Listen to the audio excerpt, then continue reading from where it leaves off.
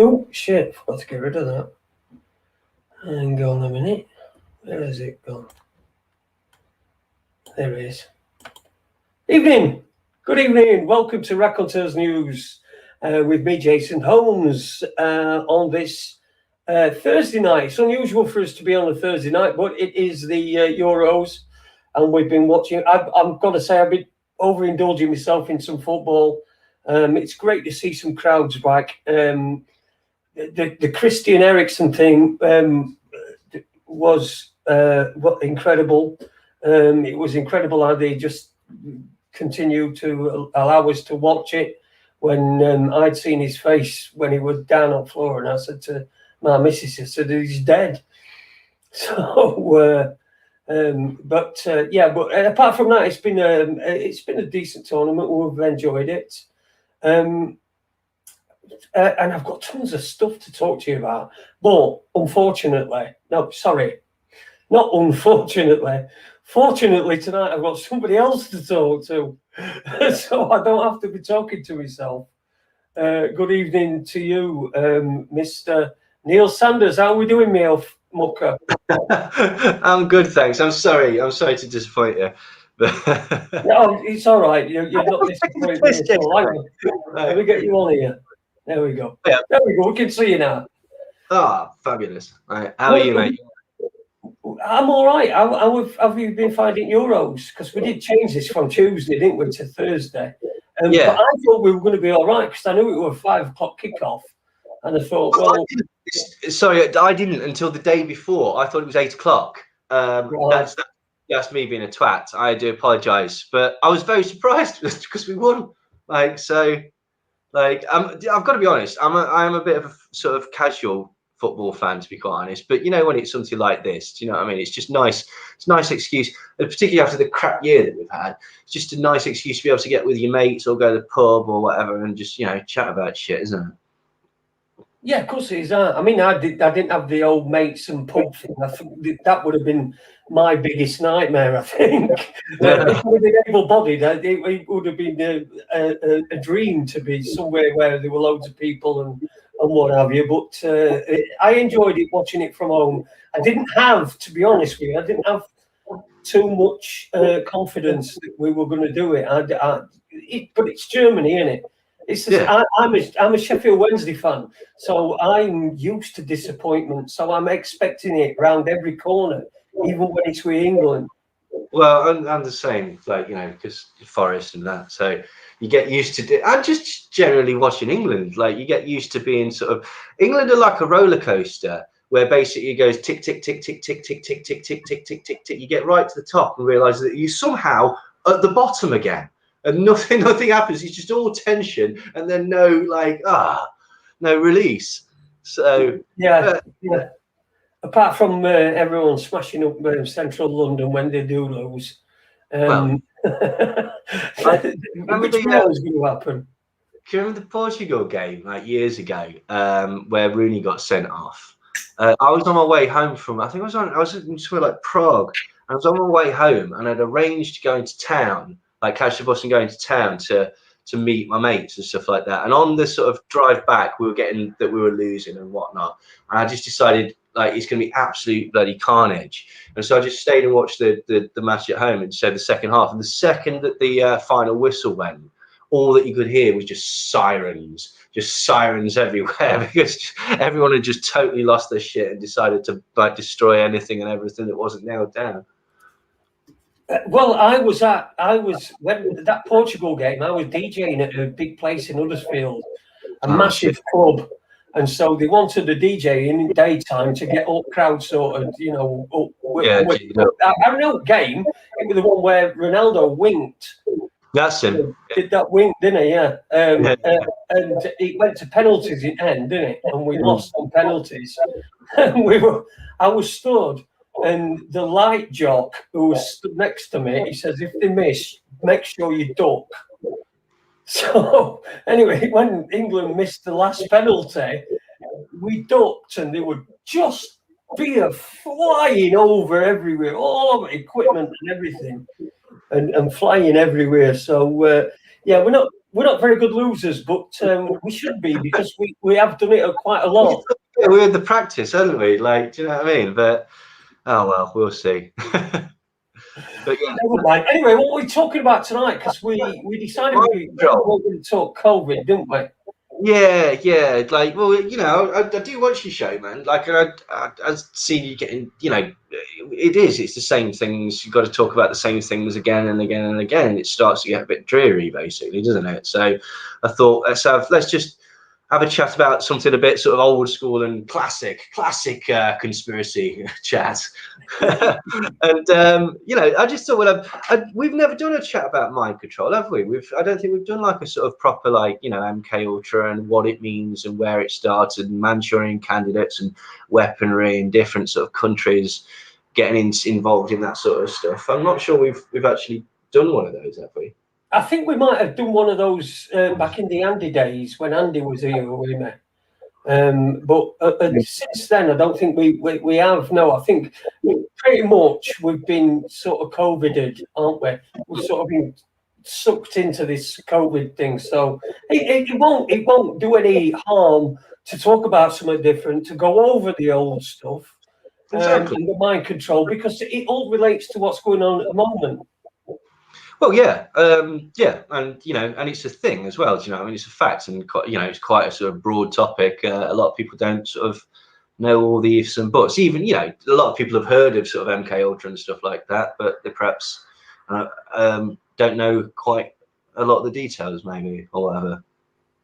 So, I mean, when can we put a start date on this?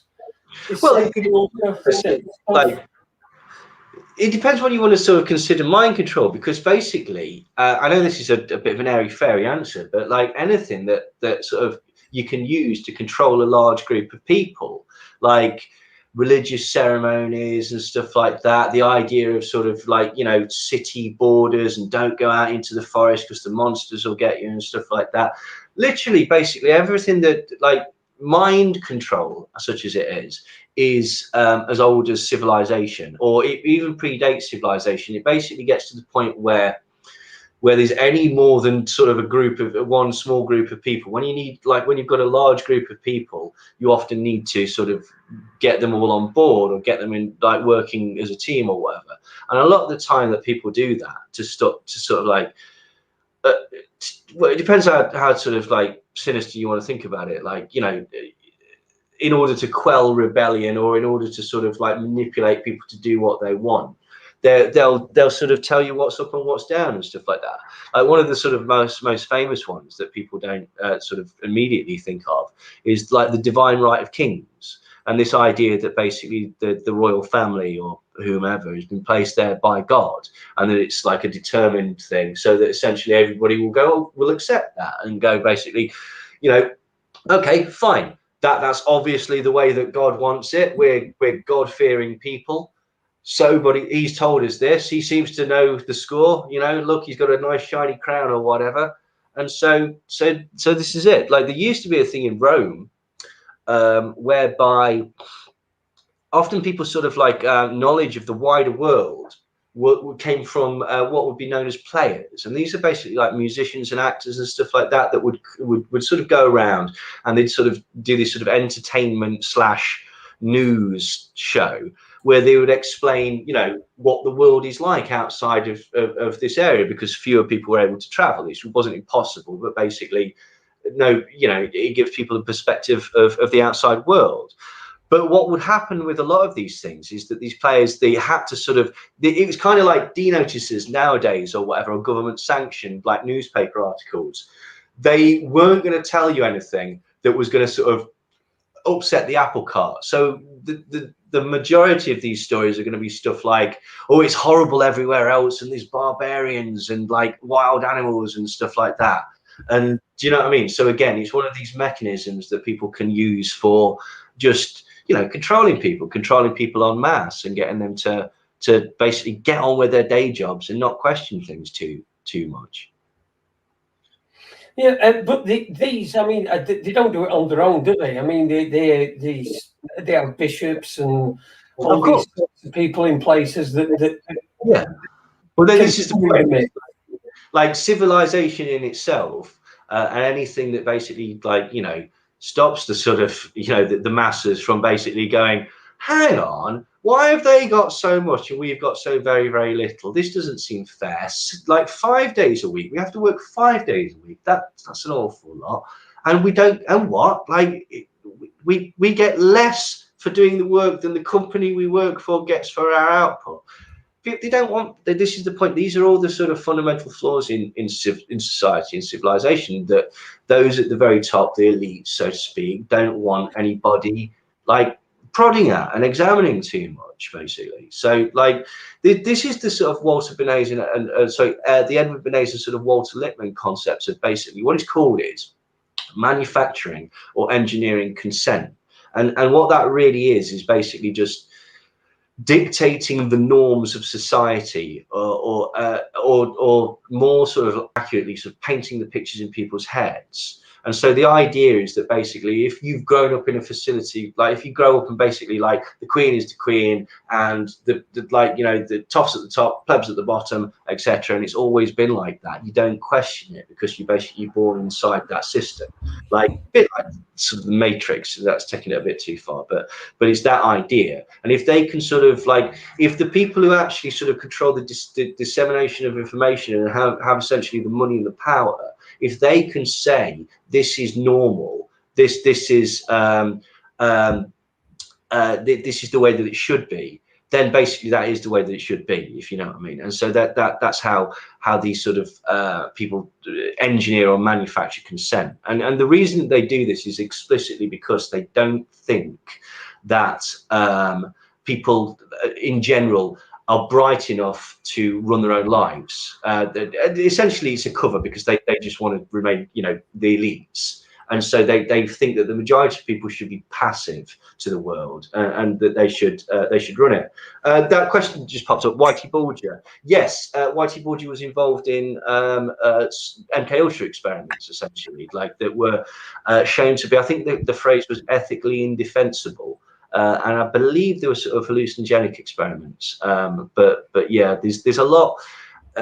This is quite an interesting thing with Whitey Bulger. Whitey Bulger is some people will know, some people won't know. He was a gangster, and particularly violent and intimidating gangster that it seemed was basically sort of working alongside certain agencies. I think it was the FBI. I may be wrong about that, but the long and short of it is that there's an interesting narrative with this particularly violent person, is that basically early in his criminal career he was subject to MKUltra mind control programs that could have exacerbated certain factors that made him such a feared character. And later in his life, when he was putting those, you know, attributes to good use and being a gangster, it transpired that he was actually sort of in bed with certain elements of the FBI. I think he was basically feeding them information. I don't know. It's one of these things where it's kind of like they deny certain aspects of it, but yeah, that's a fascinating case, the Whitey Bulger case. I've never heard of that one. I've got to say. There you go. See, this is why we need to go over the old stuff. But yeah, I mean, when you mentioned earlier on, excuse me, when you mentioned earlier on Edward Bernays, I thought you were going to go for the tortures of freedom. Oh, tortures of freedom. Which were genius, really. I mean, come on, if you're a cigarette manufacturer, it's fucking genius. Yeah. Well, I mean, what he was really doing, he was, before that, products were sold. Again, it's mind control. It's just a different aspect of mind control. It's marketing or advertising, which was originally called propaganda, and then they changed it very, very shortly afterwards because propaganda, the word propaganda has got negative connotations because Nazi propaganda, Soviet propaganda, wartime propaganda. And so this is the irony of marketing. Marketing is a phrase, public relations was a phrase that was marketed to make people not realize that public relations is actually peacetime propaganda. And that was one of the genius things that Bernays did. But that's it. The technique and the mechanism the point and the result is exactly the same. Advertising, public relations, and marketing, all of those, for all intents and purposes, is propaganda, just simply peacetime propaganda. And the other thing that he did, which is what you're alluding to, the torches of freedom, it's about selling a product for something that's not connected to the product, but an association with it, something that doesn't necessarily make it a better product, but something that basically you can lock into your mind and it is seen as better. And one of the early things that he did was he marketed soap. He said, this soap creates more lather than any other soap. It's like, that's not actually a good thing. But basically, it gives you the impression that, well, more's better, isn't it? So that association with the product means that you do it. With Torches of Freedom, I think it was Lucky Strike cigarettes, and essentially it was seen as rather uncouth for women to smoke, not particularly ladylike, it wasn't really the done thing. They're very, very rebellious. And so what he did was he basically tried to connect this concept of rebellion with a good cause. And it was the sort of burgeoning women's rights movements. And so basically, as a sort of rebellion to normal standards, these women all at a similar time would spark up a cigarette. And he just so happened to have a reporter there reporting on this. And him and a chap called Ivy Lee were doing this at the similar time. And we still see this to this day, propaganda through the news media, where basically there's a story that purports to be a story, a reportage of a thing that has happened, an organic event that has happened throughout the day, when in actual fact it's a thinly veiled advertisement for the product. And this is exactly what that was. Basically, it's putting all these positive associations in the mind of women. It's giving them an excuse. It's making them a rebel. It appeals to basically, the best advertising appeals to your reptilian brain first by basically going, look, you can have this. It'll be great. Pleasure, pleasure, pleasure. And then you justify it by giving sort of a, like, well, in this case, it's an indication that basically you're fighting for the equality of women, or that you won't be told what to do by a patriarchal system or whatever, something like that. When you're selling a car, like the best example is a Hummer. Why people bought a Hummer, even though it was a really, really terrible car, was because it's a weapon. And people can go, yes, I'm in a weapon. I will be the most powerful person on the road. But the way you justify that to yourself is that you go, and I'll be very, very safe, and my children will be safe. Do you see what I mean? And so this is how there's always a quid pro quo, or there's usually a quid pro quo. Like with say the players and stuff like that telling you don't go out of the city bounds, right? Okay, you accept that lie, and in turn you get certain benefits. Did you see what I mean? And so there's a kind of again, that in all these manipulation tactics, well, not in all, because some could just be horrible, but there's a little bit of carrot and there's a little bit of stick in a lot of these things, and again, it's designed usually again to appeal to one of your sort of really sort of innate instincts, either fear or a lust for some sort of pleasure, and if those two things can be used in so many sort of different scenarios in order to manipulate the way that people think and act. There's got to be. I get what you're saying. I'm taking it all in and I'm listening. But I wanted to ask you a question. I remember getting in touch with you a long time ago, and I said I wanted to talk about this, how we're manipulated, and which we can see by advertising. And I wanted to go into advertising because I mean there's been some adverts on recently that have really fucking pissed me off.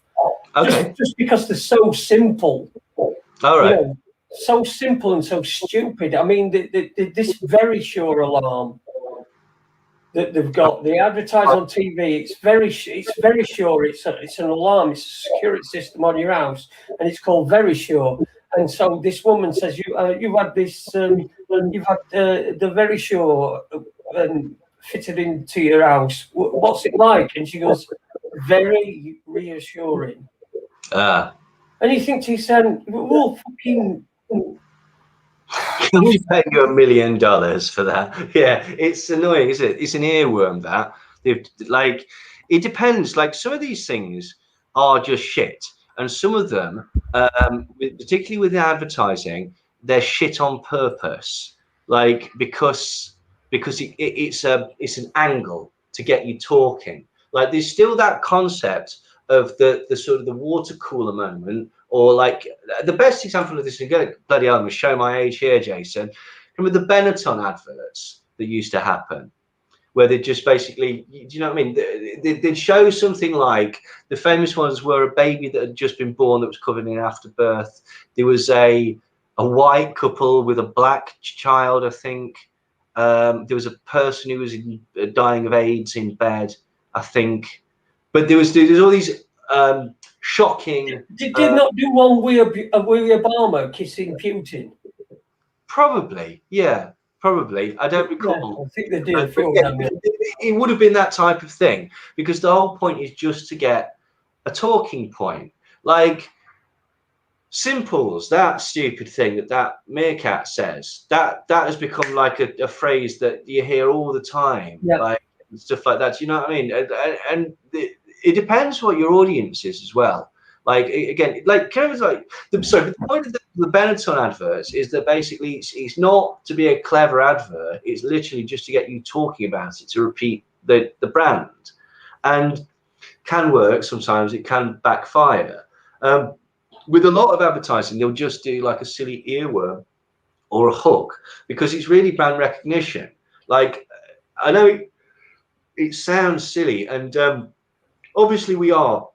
You know, we're not just daft. Like, we can look at products on their own merits, but there's a huge amount of money that is put into brand recognition, because of the ways that different people's brains works. It stands to reason that if you've heard of a product, then it must be a successful product. If it's a successful product, then logic dictates that a lot of people must have bought it. If a lot of people must have bought it, it's probably good. Do you know what I mean? So this is the thing. There's a thing with shopping, for example, where basically they always put the high price stuff here on the middle, because where it's eye line, and men will tend to go for the highest price product, because for some reason men equate price with quality. Like, if you, for example, you see a bottle of wine, I don't know anything about wine. Like, I know that $14.99 is better than $10.99. That's it. That's all I know. Like, it must be, otherwise it wouldn't cost that much. It's not necessarily. They always say always pick the second cheapest wine. Is that right? That's where I always. That's where I go with wine when I drink wine. I always buy the second cheapest wine. It's probably for the best, because this is the point. There's lots of different things that basically like are designed to trick you, so to speak, into going, oh, that must be good. And here's the messed up thing, right? Okay, brand recognition like is so powerful that it can physiologically change your experience of a product. Like, I know that this sounds mental, okay, but this is absolutely 100% true. Can you remember there was the in the 80s? God, I'm showing my age again. Like, there was the Pepsi challenge, and there was the Coca-Cola wars. You know, like, which do you prefer, Coca-Cola, Pepsi, blah blah blah. And they changed the flavor of Coca-Cola, and people were up in arms and blah blah. But do you know what I mean? Anyway, this is a thing. Apparently there are fans. There are like people who are seeming like dedicated fans of Coca-Cola or Pepsi, and like they really love it, like the same way that other people sort of like football or a certain band or whatever. So they to settle this, they basically did double-blind tests on Coca-Cola and Pepsi, and they found that if you've got no other stimulus, it's pretty impossible to tell the difference between them, because like they're just remarkably similar. And they found in these tests that surprisingly, if you were in double-blind tests, most people could not tell the difference. When they then put people into like a they did another experiment where they just fed people the same drink. They didn't tell them what it was, and they flashed up Pepsi brand and they flashed up Coca-Cola brand. And when they flashed up Coca-Cola brand, there was a measured brain response in the pleasure centers that basically tricked the person into thinking that they were having a better drink than they were. And they, I think it was 85% of people reported that when the Coca-Cola logo or even the colors and branding was flashed up so that this drink was associated with it, their brain was tricked into thinking that this was a better quality drink. Now, what does that show? Because the drink itself didn't change at all. What it shows is that the association with that product is that is a higher quality product than Pepsi. And so when that is done, it tricks your brain into thinking that's what you're experiencing. And so it actually has a measured physiological like impact on your enjoyment of the product, which is absolutely batshit, but 100% true. And of course, I mean, these days we've got more than ever. We've got like a celebrity culture. Oh yeah. These no marks, these nobodies that, you know, if you most of these TV shows now are just they're supposed to be comedy or game shows or just panel shows with people that you don't even know on them. That, you know what I mean? It's tits and teeth crowd. Look, sorry, say that again. The tanned tits and teeth crowd. Yeah. Yeah, absolutely. Well, this is an interesting thing, because basically, like, the concept of celebrity, the lionizing of you know, the popular or whatever, and say product association with celebrities, like celebrity endorsement is not a new thing. Like in the 40s, like NWA was using film stars, people like not Marilyn Monroe, but like film stars of the time, and to advertise diamonds and to associate the glamorous lifestyle with this product, which at the time was not considered that remarkable, to be quite honest. It was you know, it was quite plentiful, wasn't really bought that often. You know, they weren't considered the rarities and the fabulous sort of symbols of wealth that they were at the time. And so basically they had to create all this sort of ideas around what a diamond actually was in order to convince people to buy it. And we'll come back to that in a bit. But the point was that they used celebrities, and we've always used celebrities, like something like Jordans, say, like Nike Jordans, like the basketball shoe, which cost like something like 300 quid. So they're too expensive to play basketball in. You wouldn't play basketball in them anyway, because they're not actually particularly good for playing basketball in, as far as I'm aware. And they don't make you any better. Like, they're not going to make you play like Michael Jordan, like no matter what color like set you get. Like, but that's the inference, isn't it? You know, you can be like Mike, which was actually like the advertising slogan for various things associated with Michael Jordan. Like, do you know he's got his dad killed? Michael Jordan. Apparently, his dad was murdered by the mafia because he owed them a load of illegal gambling debts. Oh dear. I know. Well, that's a new one on me as well. I mean, we're all learning tonight. Well, exactly. This coronavirus has stopped us all from learning. We're learning tonight. These are things I didn't know. But so anyways, but with celebrity nowadays, and this is because of the immediacy of the internet age, the immediacy of social media, 24-hour rolling television and all this crap, like, and the need to fill that void, the two voids, the voids in people's sort of aspirational wants, and the void in the literal void in the slot on the television and such.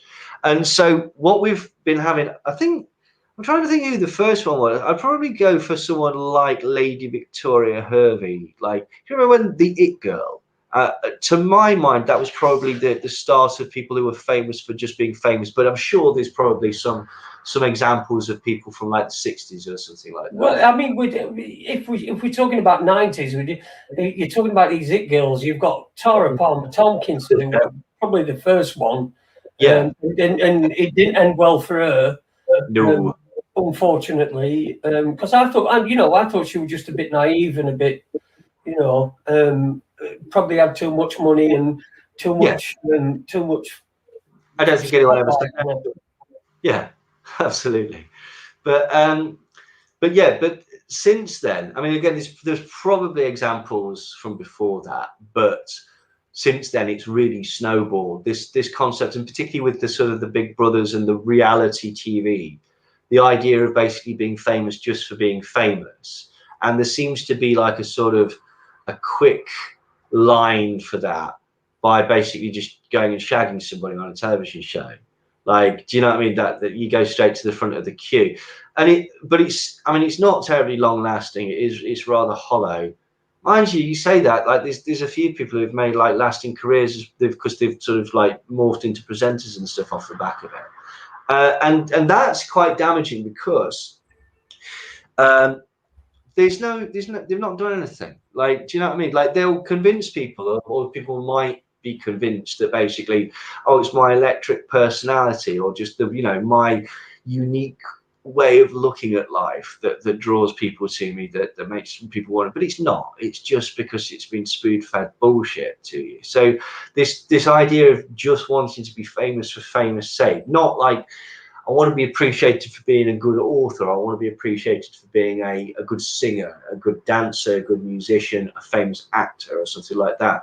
Do you know what I mean? Like, there's always that's been dangled there, like in front of you. Footballer, say, that sort of the classic working class escape. But now we've got this thing where, I want to be a YouTuber, I want to be a TikToker, and it's like, it's very, very shallow. And also, I don't think people are quite savvy yet to how much of it is bollocks. Like, in as much as basically the whole point again of these things is that it's to appear organic. That basically, like, just off the sheer sort of quality of their videos and hard work, or not actually hard work, but basically, do you know what I mean? They've risen. They're super, super famous now, and a lot of the time, that's not actually the case. Like, they've got like a very dedicated team behind them, like putting them out and making sure that they're being clicked on. That's like the new A&R. It used to be, for example, with bands and stuff like that, it used to be, we need to get people to this gig, so everybody needs to get down to the Green Lion at this time, blah blah blah, because Napalm Death are playing, and like, we want them to be massive, so we need a word of mouth and people seeing them live. Now you don't need to see them live, but but still people are savvy to that, finding it on their own.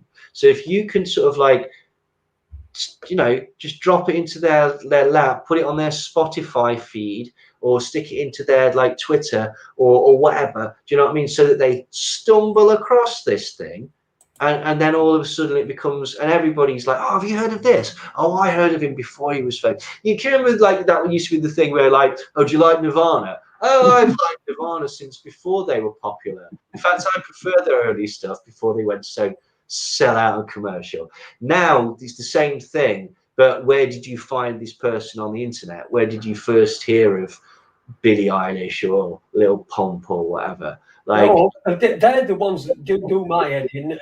Logan Paul and his brother. Yeah, but exactly. They're brilliant examples of it, because basically there's a business behind that now. That's somebody's. At one point, they really might have been like just doing it for themselves, like, in as much as like they're just dicking about, being obnoxious little sods and putting it on the internet.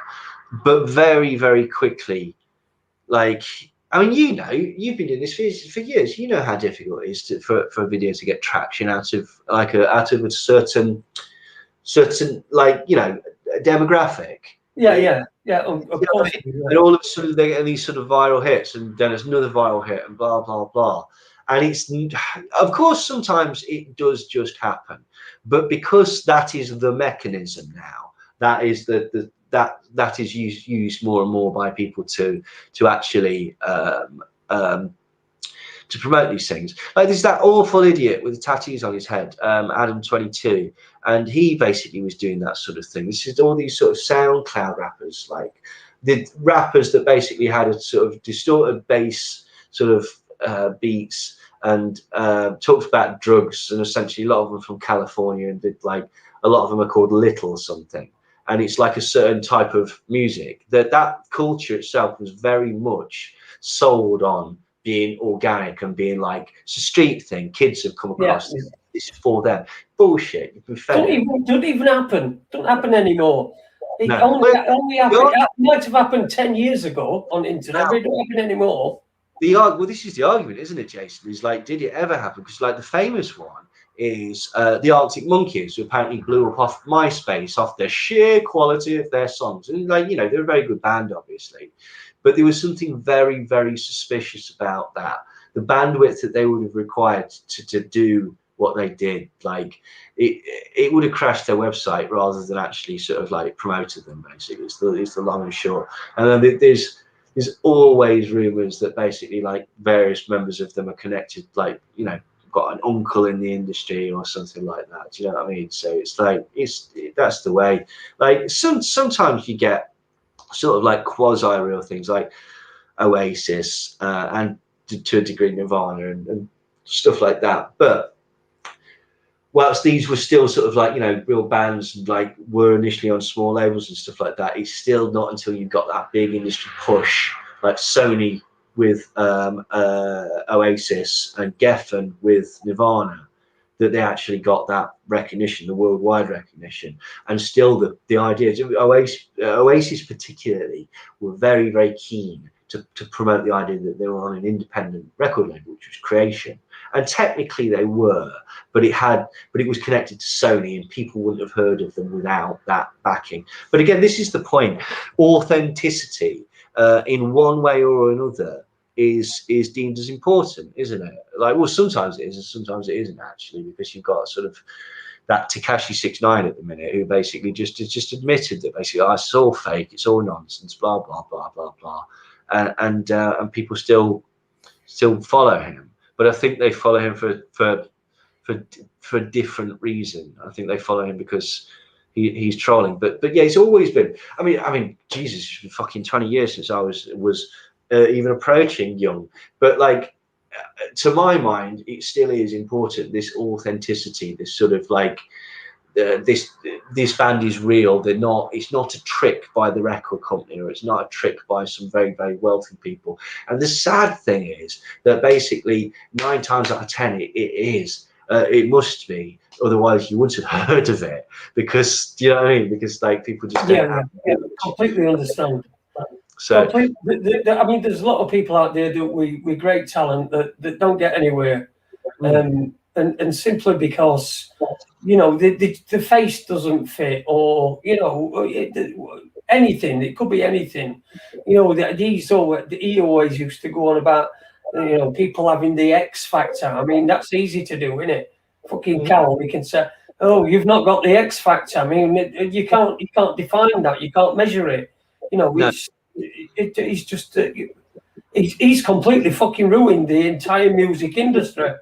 Oh, I'll tell you what's ruined the music industry. I've been saying this for ages, right? Okay, the way that people consumes music now, people stream stuff, right? They don't go out and buy albums. Like there's no searching for stuff anymore. I remember, and again, I'm showing my age, going to little CD shops, right, and finding like imports and stuff that you couldn't get easily, and like it was a gem again because it gave you that false idea of authenticity or whatever.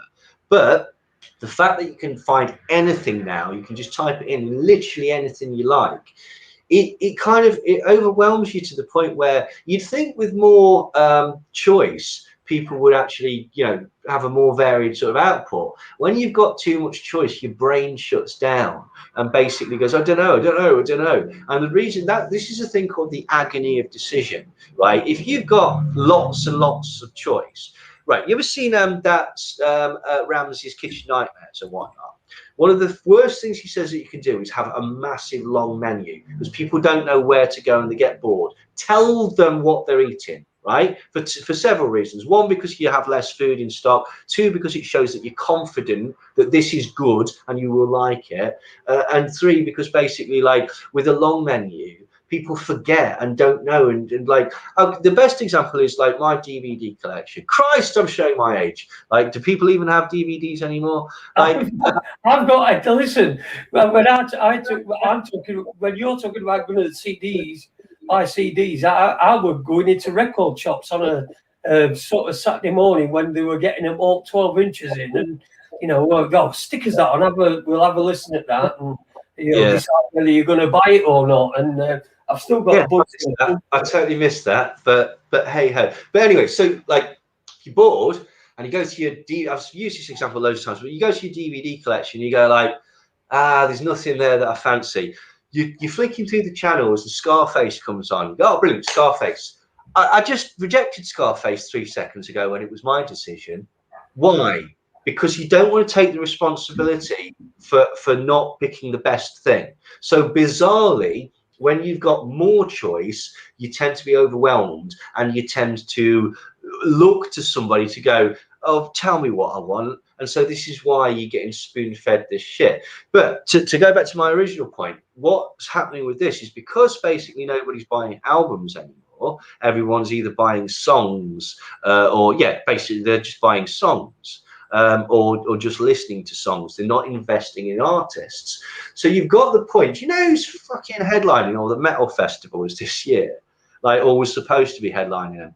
Judas Priest, Kiss, Iron Maiden. I think Saxon are pretty high up on the bills on something. Creator. It's like, sorry, it's 1982. Like, what's going on here? Like, and I'll tell you what's going on here is that you're not getting bands going from that. You're either a superstar off a single or you're nothing, and you're not getting to the point where you're building that loyalty where people are going to mid-sized venues and bands are getting to be big. There's no headlining acts, right? Particularly in metal and stuff like that from the last few years. Like, there's no one moving up to bridge that gap. Which is why you've got fucking Judas Priest headlining. Like, they've been going for 50 years. Like, literally been going for 50 years. Like, and do you know what? I saw them at Bloodstock a few years ago and they were fantastic. But soon you're not going to have, like, you know, when Judas Priest and Iron Maiden and Kiss die, which they will, like, who's going to headline these festivals? Like, there's no one coming up, and this is greed and ease of use. This is short-sighted. They're like, how can we write? Okay, we need to sell stuff. Like, okay, we've gone to digital. People are burning CDs, downloading stuff. Like, you know, they're just ripping it anyway. So we'll sell that. We'll rip the artists off even more by giving them 360 deals, which means that basically we control all their merchandise as well. And we'll sell smaller things, but they'll get more profit off of it. And it's greed, but it's going to backfire in the same way that basically, like, everybody's complaining at the minute, like, and quite rightly, that like town centres are shite. Like, they're all rubbish. Like, there's a lot of restaurants and charity shops and not a lot else. Okay, they're all getting really, really, you know, poor.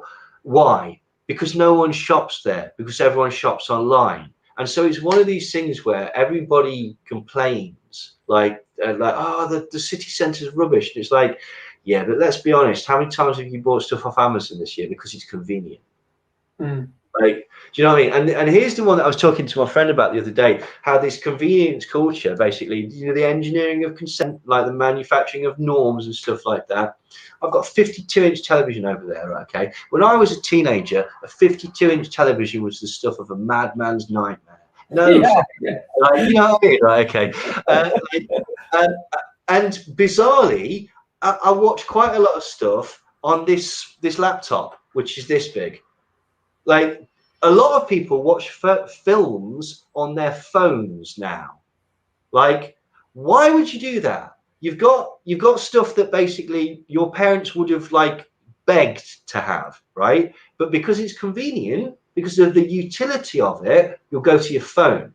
And the other thing is that basically, again, because of this streaming culture and stuff like that, it's knackering people's attention spans. Like, people want short videos, they want like quick videos and stuff like that, or they watch it like, do you know what I mean? Watch it at their convenience. And again, it's one of these things where on the surface it seems good. It seems like you've got more choice, and more choice would dictate better stuff. Yeah, stands to reason, because that's free market economy, isn't it? Like, if there's it must be the best product, or people wouldn't use it. But that's just not true, is it? It's the noisiest product. That's the one that gets used. Okay, McDonald's is certainly not the best. McDonald's isn't even the best burger chain, right? Let alone best fast food restaurant, let alone best food outlet. And it's incredibly successful because of the utility of it, because people have been trained. It's got into people's heads. I used to remember that.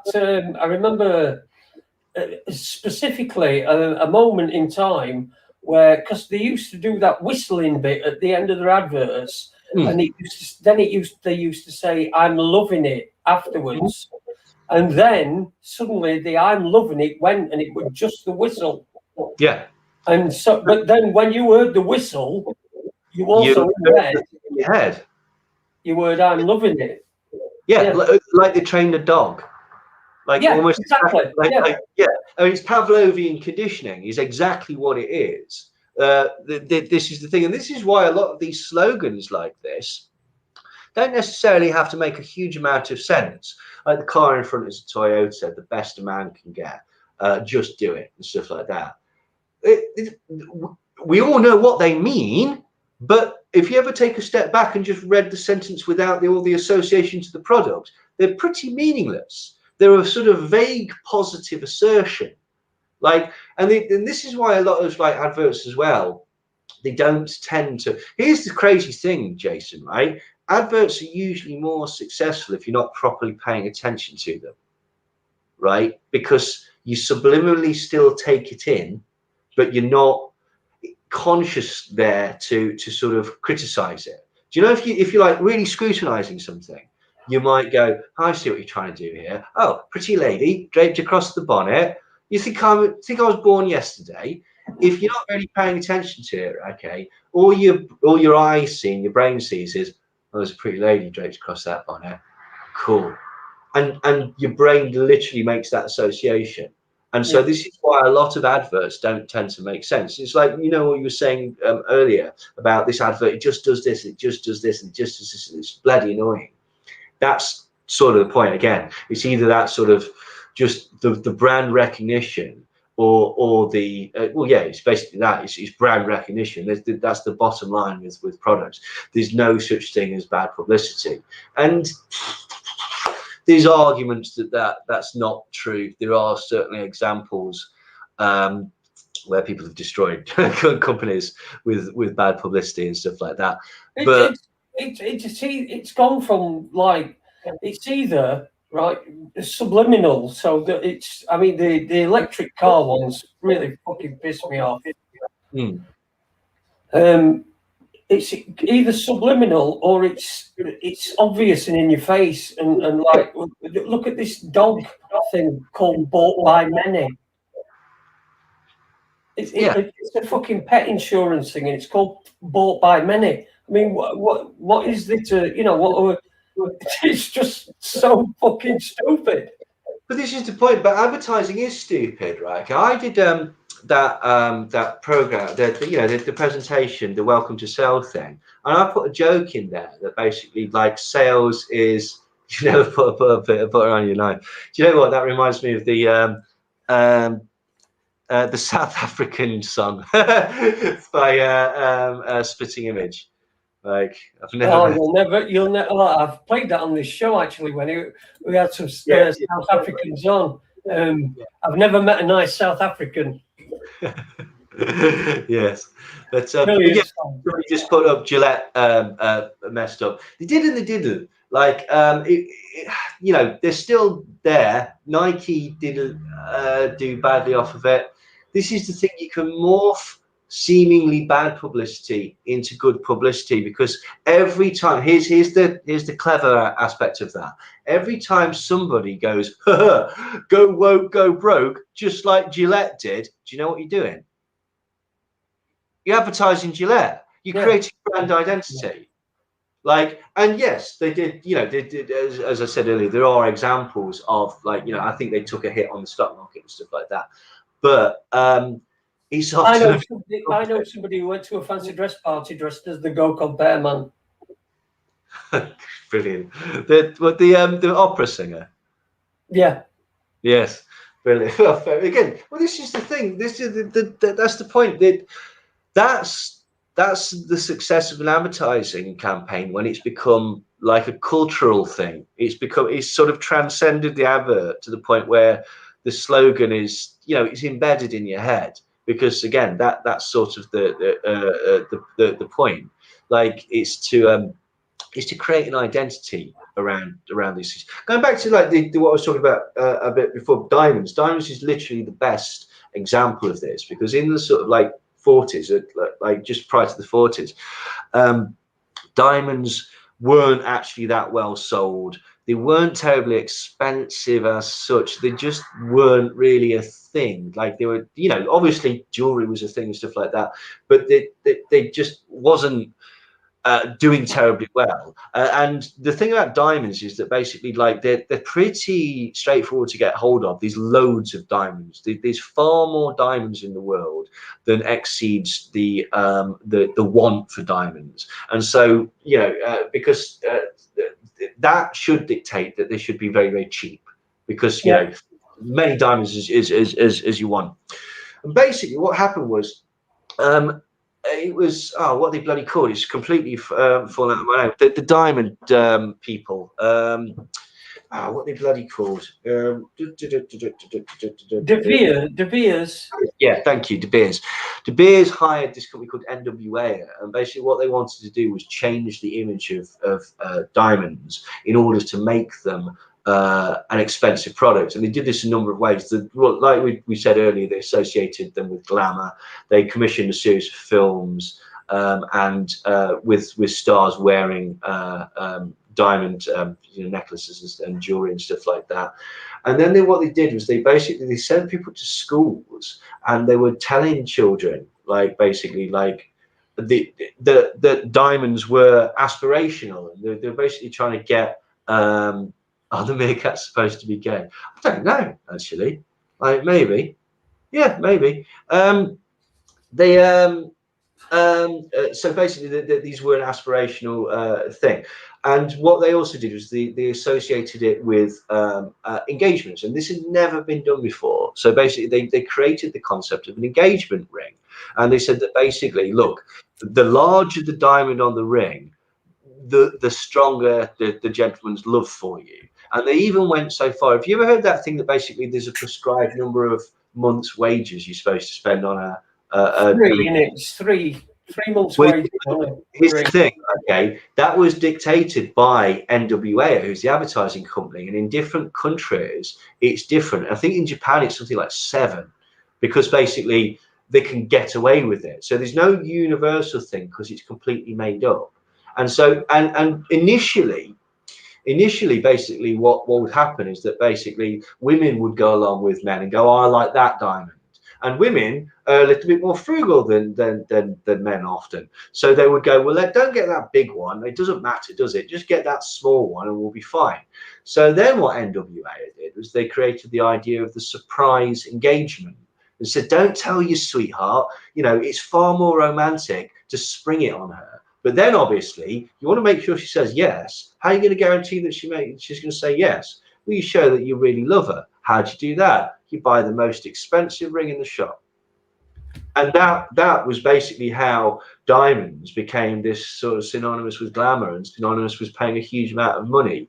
The phrase "a diamond is forever" is actually marketing slogan created by NWA, And for all intents and purposes, diamonds are worthless. Even the time, I think it was the CEO of De Beers, he's made several public statements basically saying, yeah, diamonds are worthless.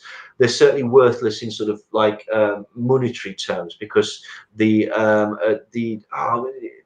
desire is the stocks outweigh the desire. There's a phrase that I can't for the life of me remember, but basically like supply outweighs demand.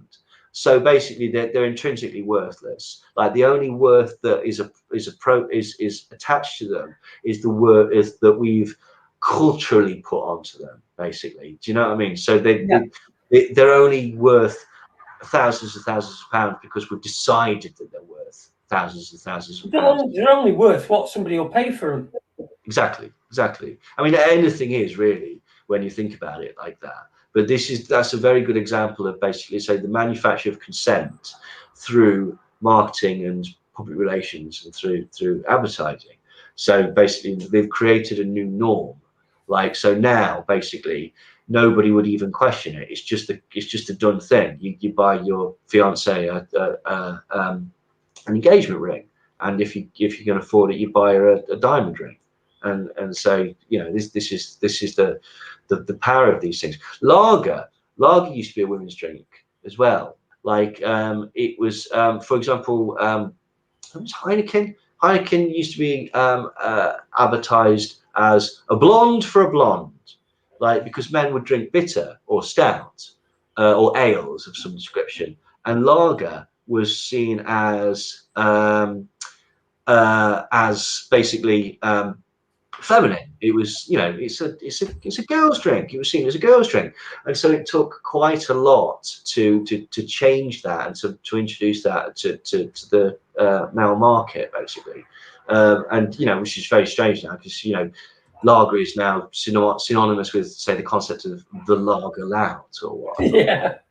So, yeah, it just goes to show you that basically, like, these identities, particularly when they're attached to products, and products, by products I mean celebrities, I mean bands, I mean films, I mean politicians, I mean people in the public eye.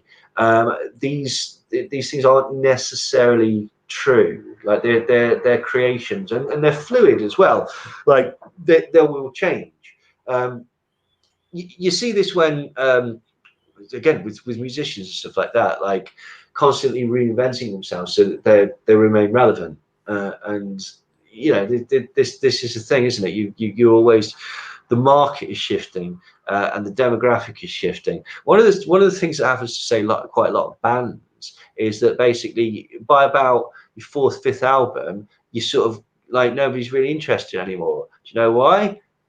Because most of your fans, they're not 15 anymore. They're not going clubbing anymore. They've got like a job and they're settled down. So your audience has got older, basically.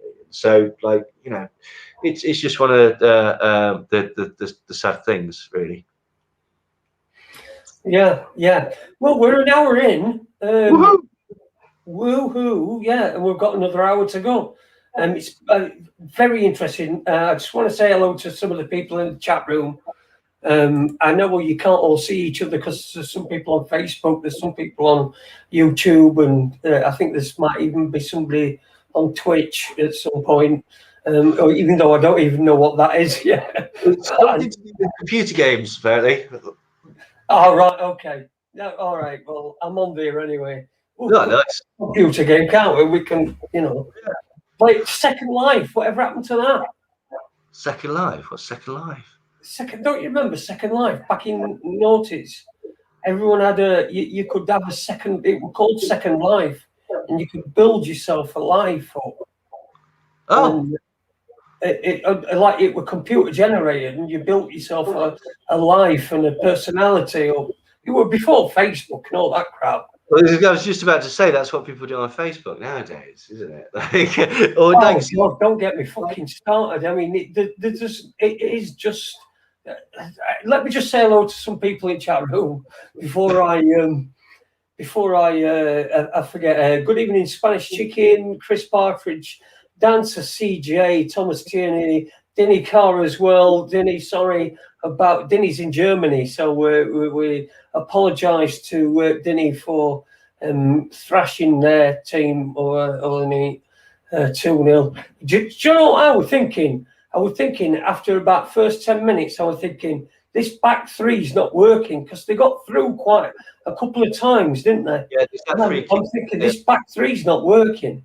Well, that's what I was thinking. Like for the first 10 minutes of the first half and the first 5 minutes of the second half, I thought, shit, we've had this. Like they're really, really pressing. And if I'm brutally honest, it was when Muller got through, for example, like I thought he's definitely scored, but it was a close game. But it's a bit weird. My friend who's a huge football fan, who was saying it's a bit, after all these years of not winning, to finally win something, it's like, is that it? Is that it? Like all those times I was hugely disappointed. Listen, I'm a Wednesday fan, and I've watched England for quite a while. And to be honest, last couple of tournaments, I've sort of switched off, and I've thought, I can't be doing with that. Particularly 2016 when Roy Hodgson, when we were in where were it in 2016? We were in World Cup. God, where were it? France? No, it wasn't France. France, yeah, we were in France. Yeah. No, we weren't in France, were it? Anyway, 2016 World Cup. And we've got, who do we pick from? We've got Harry Kane, who's been in a team that's come second to Leicester, who's had Jamie Vardy, scoring for him all season. Who does he pick? Does he pick the winner who won the league, or does he pick the loser? He picks the loser, and it would just. I just thought I just switched off, and really only because I'm sat on my arse all day anyway. I've been watching these games, and there's been some pretty good games. The night before the England game, I think there were 9 goals, 14 goals in the 2 games. Yeah, did you hear put a tenner on both those games, ending 3-3 at full time, and then obviously they went on to penalties and extra time and whatnot. So that's not how they ended. But like he got odds of he won £157,000 off a £10 bet. Brilliant! I love stuff like that. I love stuff like that. That is astonishing, isn't it? Like, it's one of them things, isn't it? You think, let's just have a stupid bet here. 3 apiece on both of these. Because everybody knows, if you bet, you know that if you're betting on somebody to win, you're betting over 90 minutes. Yeah. So it's over 90. If they don't win over 90 minutes, so you're just doing the 90 minutes. I mean, it was just, incredible games. I watched them both. And the group of death, which was Germany, Portugal, France, and Hungary. So what of a damn, wasn't it? They're all gone. Yeah, absolutely. They're all gone. Anyway, I should be quite surprised, because we're doing this like a mind control thing. That basically we're talking about football because obviously, the concept is that basically bred in circuses and stuff like that. Yeah. But you know what? And also, some people might be surprised that I was watching England because basically, people are aware of my thoughts on Brexit and I'm not a nationalist, etc., etc., etc. But you know what? Fuck me. Like, life's hard enough. If you can't have certain pleasures, do you know what? Anything that's not at work has probably been tampered with and something, and to a degree is there to distract you, right? Okay, that's sort of what life is, really. It's a big, long distraction before you die, right?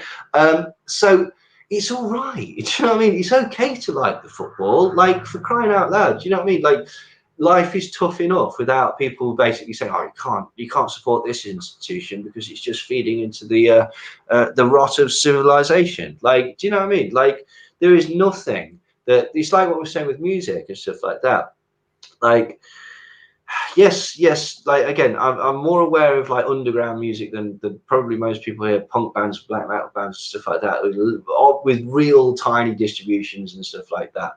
But you know what? Fucking hell. It's all right to occasionally put on some Billie Eilish if you like that song and just, like, take a small pleasure out of life. isn't it? Like Oh yeah, of course it is. You've got to do that. Otherwise, you just go round twist. Exactly. I mean, you just go round twist if you were doing this all day, every day. You know, doing researching and looking at things and what have you, or even you know, you go mad. You need. Look, I said, I fell out of love with football really for quite a while, and I've not been like overly mad because I can't jump up and down. So the only thing I can do is put my arms up when we score. But you know, it's sort of like it's just made me this month feel better. You know, there were football on every day, and I could just sit and watch. And now there's Wimbledon on as well, which I watched Andy Murray last night, and I watched him the first round, and I love Wimbledon. And so I know it's another distraction, and people say it's a distraction. It's this, it's that. So honestly, I'm soaked in this conspiracy stuff. Yeah, just like sitting in front of the fire of normality of watching something that I enjoy. Exactly. Yeah, like exactly right. And this is the thing: you've got to, for your own sanity and yeah, for your own well-being, really. Like it's perfectly okay to have like a guilty pleasure or whatnot. Like and yeah, fucking hell. Like as I say, life is hard enough, isn't it? Oh God, yeah. It is. Try living it with one leg. Yeah, well, quite. Like, did you see the spectacular crash at the Tour de France? Yeah, so I think someone got arrested for it today, didn't they? Arrested, the poor sod. Like she's looking at like some horrific fine and potentially a year in prison. Because here's the thing, right? Okay, this is the point. Like she's injured certain people so that they're not going to be able to race for like the rest of the year. So so they're losing money. But isn't that sort of a horrible sort of like example of like basically it's not just sport, you've not just fucked up the race, right? Okay, there's corporate interests involved in this and you're going to pay for that. And it's like, oh, the poor thing. Like, do you know what I mean? Because it's not the first time that spectators have got in the way of people not to this degree, but you know, I'm sure it was Abdul Japarov. I'm sure he was on the final stretch on a very famous one, and somebody stepped out and just totaled it. Stepped out with like a sign. Oh, that was this one. Yeah. Like it's funny though. But again, do you know what I mean? Like this is the point. Life is absurd at times. You've got to sort of like take these things and just like try and get a little bit of pleasure out of it. Yeah, of course you have. Of course you have. A little bit of pleasure. I mean, whatever it is, whether it's, I mean, for my little bit of pleasure is chucking ball down the garden for dog. And he brings it back to me and then he drops it and I can't get it because it's too far over. And so I have to say, bring it to me. And then, you know, throw it again. Little pleasures like that. Getting a bit of vitamin D as well on me as well, because I don't get out very often. So those little things, like the football, you know, like watching Wimbledon, like beating Germany. I mean, what more can you do? The thing is, Jason, okay, if you like, everybody's had a horrible time this year, and I know we're not going to talk about that because we're not going to talk about that, but just to acknowledge that people basically have had a horrible time, and you know what, you need to basically be a bit kind to yourself, right? Because if you're not kind to yourself, if you don't like yourself, nobody else is going to. Like, and so you need to basically do that, and whatever it requires for you to do that, so long as you're not being a shit to anybody else, do it. Just do it, and more power to you. And then, but this is the thing. Again, this is one of the other things. Again, we're an age with like the information age. We've got more choice in every aspect, basically. But yet, still, everything seems to be categorized because really, fundamentally, a lot of it boils down to sort of like, you know, marketing and stuff like that. Like it's very difficult on social. Right, there's two things that happen on social media. Basically, like either you want to be included in a group or you want to have an argument. Essentially. That's what you're doing on social media, isn't it? So the problem with that is that basically most of the time you're combative. It's never a conversation really on social media. It's more of a sort of a match, if that makes sense. Do you know what I mean? Like, it's very rare that basically like you're like having a discussion or anything like that. Usually people are pretty sure of their views before they've even started a chat with somebody. Do you know what I mean? Oh yeah, of course they are. I mean, they're not going to move from the views anyway, really. 99 times out of 100, you're not going to remove anyone's views. Yeah, and again, that I can't help think that, but basically that's by design, because it's one of these weird things that basically, you know, if you could categorize people into groups, if you know what sort of music like, what sort of films they like, if you know what their politics are, what their sort of general likes and dislikes are, you control them a lot easier.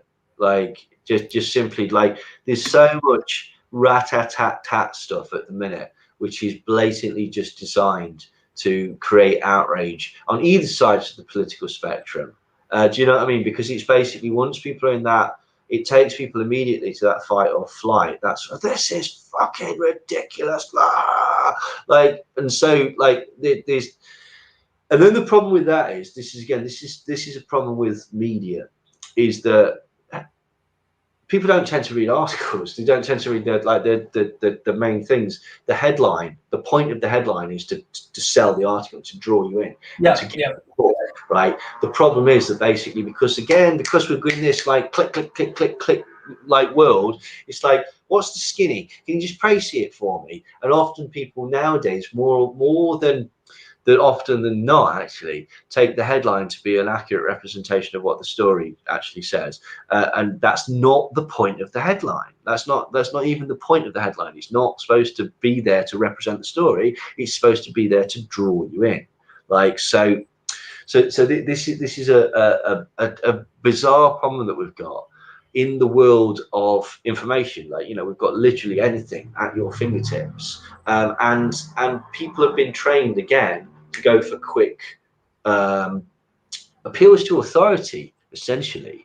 Like, like, you know, well, this doctor says, well, this person says, well, this politician says, well, this blah blah blah blah blah blah.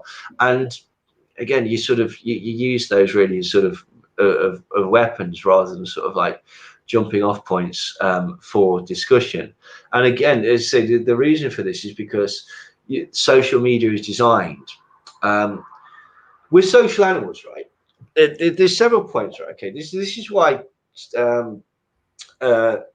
celebrity endorsement works, and why appeals to authority work and stuff like that, because we're not idiots. We can see that there is what you'd call a hierarchy of civilization, right, or society. You can look at people and make a determination about where you are, right? Okay, do you know what I mean? Like, like I say with Michael Jordan, like, basically, like, you know, he's a better basketball player than me. If I buy the same shoes that he's got, maybe I can be a little bit like him. And that'll help me as a basketball player. If what's her name, Kardashian, like likes this perfume, well, then it must be classy. She seems to know what she's talking about. She's worth £1 billion. Like, so do you know what I mean? This is the point with celebrity endorsements, but that's entirely the same thing with information. Like, people will use this parasocial relationship. They don't really know these people, but they basically like formulate a sort of a connection to them in order to sort of to spread information, and so that's why people appeal to authority, because, like, let's take it back to like when you're cavemen or whatever. Chappie over there has got a nice cave and there's fire in there, and he's got 3 women. Like, what's he doing that I'm not doing? Like, maybe, oh, he's washed himself. Maybe if I wash myself, I won't be so repugnant, and, like, you know, I might be able to get some women and like learn how to make fire, etc. So it's a similar thing. Your brain goes, this person obviously knows what they're talking about. I'd be an idiot not to listen to them. But the problem is that basically, like, that appeal to authority, that basically, like, is, you know, is the old advertising adage, has been more and more hijacked by people. you know, I'm a doctor of this, I'm an expert on this, I've worked in this industry, yada yada yada yada yada, and it's it's tried and tested, so people understand that people need aspiration, and so that mechanism is also used in social media.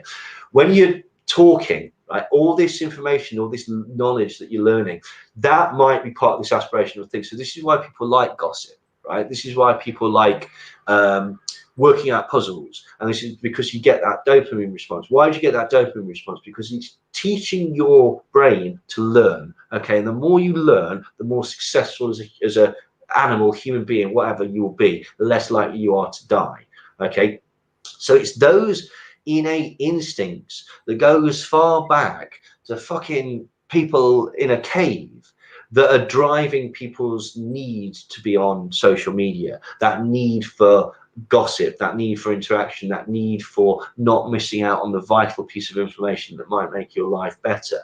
And then there's another mechanism that's working with social media, is the fact that basically you're in front of an audience. And if you say something, you put a joke out there, you put something, then basically you'll get a response. Now, if you get a positive response, people go, oh, you're so clever, oh, that's wicked, oh, hilarious. Like, you get a chemical response in your brain, like, and it's not dissimilar to gambling. In fact, it's exactly the same chemicals, it's just a different sort of like delivery thing. So you start to learn that, particularly if you're isolated, that I can get a good feeling from typing these types of things. Now, certain people might want to start to alter their output, like, because, you know, if you're not towing that party line to a degree, you're going to get aggro, and you're going to get like you're going to get a fuss. Whereas basically, if you're actually sort of like, doing stuff that basically is appealing to people, telling them exactly what they want to hear, you're creating this sort of like, it's an echo chamber. It's not real, but it's pleasurable, and it's beneficial to you on the short term. The problem with this on the long term is that you're living a lie, or that basically it's a cult-like mentality. And the reason for this is that basically you're going to look at this and you're going to basically go, your brain's not stupid. Your subconscious is going to pick up on the fact that basically you get more flies with honey than you do with vinegar. Now, that vinegar might be true, but I want the flies. Do you know what I mean? I want the praise. I want to be liked. Everyone wants to be liked. The only people that don't want to be liked are people that are so broken that they basically just want any attention, be it negative or not. Okay, so everybody wants to be liked, right? Okay, like in some degree. And so people might start to alter their output. People might start to actually change the way that they think and convince themselves that basically this is for the best. It's like at the end of fucking Grease, where she dresses up like a slag because basically that's what all the lads like. So, slag. Do you know what? I think we went through all this up till now without a single swear word, and then you took the old slag. That's sorry, not even bother for swearing. Well, no, you're not in bother for swearing at all. It might be, I might be, but I doubt it. I am sorry. I am terribly foul mouthed. It's all right. It's all right. Listen, I wanted to ask you about the psychology. I don't know if you've seen anything about this, but how they pulled off this Fyre Festival. Have you seen about that? Ja Rule? No, I don't. But I'm aware of it. It was like a total arse up, wasn't it? Basically, like loads of people lost money and people have gone to prison for it and such. Yes. So there's this guy called McFarland. I can't remember his first name. I only remember his second name because it's the same as Seth MacFarlane's. But he's called McFarland, and they were going around and they were getting money for this Fyre Festival, and they got all these supermodels and influencers off the internet, and they paid them to go out to these islands, and it were going to be set on a private island that they bought, and actually, they hadn't bought it. What they'd done is they'd leased it. And the bloke who they'd leased it from had said, you cannot say in any of your literature that this used to belong to Pablo Escobar, this island. It used to belong to Pablo Escobar. You can't put that in any of your stuff. They said, fine, no problem. First thing they did, they got all these adverts on an island once owned by Pablo Escobar. And so they've got all these supermodels and they're doing all these things and everything. Anyway, when it got to it, I think he did them at about. He did people out of about 30 million quid. Yeah. And they got people got there on this island, because they had to switch the island because they kicked him off the Pablo Escobar one. He kicked him off, so they had to find another island. So they found another island, Snake Island. Well, in Bahamas. Just massive. Yeah, and when people started turning up, they'd been told that they were going to be in like these luxury glamping tents, and they all ended up in like these FEMA tents, just with two beds in it and stuff like. You know, it was just mad. But you see, it's just another. Again, it's the effect of. I mean, they were selling the tickets for 10 grand a piece. Yeah. I'm going to watch that now, because I did know about it, but like I'm going to watch. There's a documentary on Netflix or something, isn't there? It is, yeah, there is, but that doesn't tell full story. If you look online, on YouTube, you'll find some more in-depth analysis. You know, that's not because the Netflix thing. I wasn't paying for it on Netflix. I was going to stream it off some sort of dodgy 123 site. Yeah, well, find it. There's one on Netflix, and there's one on Hulu, which is an American streaming site. So there's two different ones. I've seen the Netflix one, but I've seen enough about it, and just to know what happened. I think he's in prison now. I think he is. Yeah, I think he is. But no, I don't. But well, I mean, I could imagine that it's this. It's aspiration and inclusion, right? Okay, the most other than the sort of appeal to the reptilian brain and then justify it, blah blah blah. They've probably done that by saying, "Come here, you're basically going to you run through loads of birds." And then the justification is that basically, it's a once in a lifetime opportunity or whatever. But it's that inclusive thing is also be part of this. Don't miss out on this.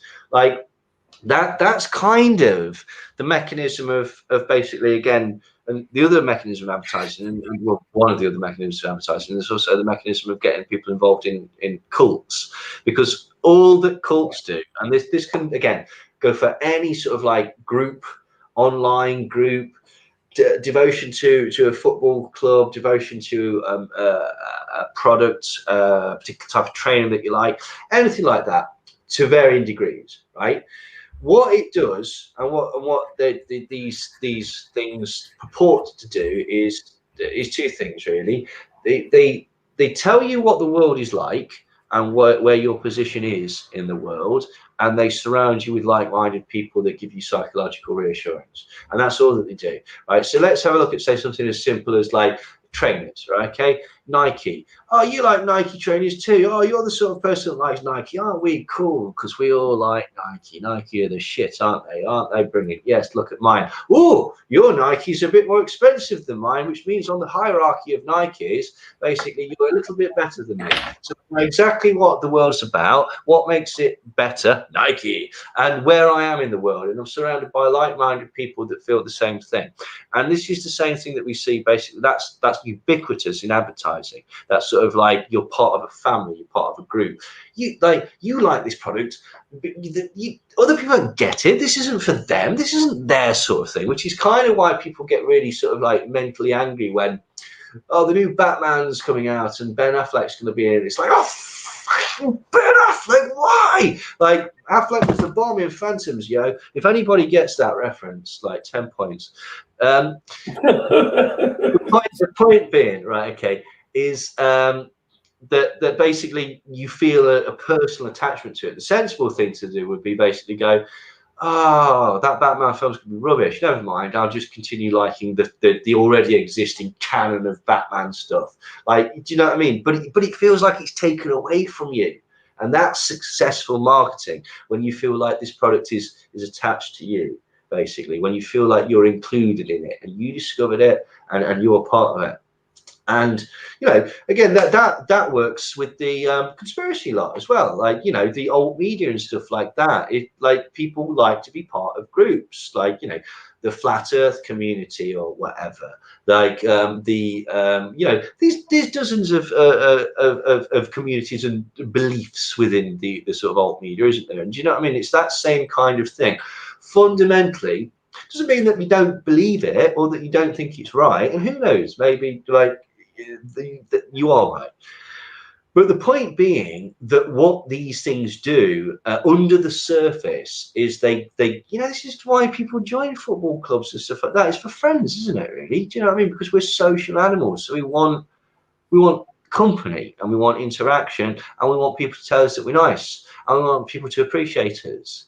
And that's it, really. We're pretty easy to manipulate in those things, which is sadly why a lot of people do that. This is like, here's a point, right? You know who's most likely to get conned? Honest people. You know why? Because they don't see the con coming. You know why? Because it's not in their mind to be dishonest. Do you know what I mean? Like, and that's the cruel nature of reality, I'm afraid, is that basically, like, people will take advantage of your grief. They will take advantage of your frustration. They will take advantage of your need for loops to be closed, for you to understand, or at least to be able to put information in a category that means it's dealt with. And yeah, there's loads and loads of people out there in all walks of life that will just play on these things and just lie and lie and lie. So you've got to be really, really careful of anybody that is telling you exactly what you want to hear.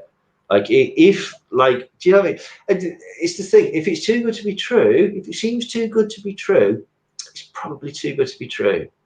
And again, but that is the point with all these things. You think of anybody, say on the internet or whatever, as a commodity, right? They're a saleable commodity. So what they're trying to do, they're trying to instill brand loyalty into you. So they're trying to instill that like-mindedness, that inclusion, and give you something that might get taken away from you. So that you'll do all the mental gymnastics to stay in Club Neil or whatever. Like, do you know what I mean? So, like, you've just got to be aware of all these things. We're in a really, really sort of weird time, particularly with social media, because it is still an emergent technology. It's like, I know it's been like floating around for like, a couple decades, but it's constantly changing. The way that people like use it, apps and stuff like that. Do you know what I mean? Like, I have friends that basically literally everything is done through their phones. Like, and to be honest, they're a lot more organized than I am. But like, this kind of thing, and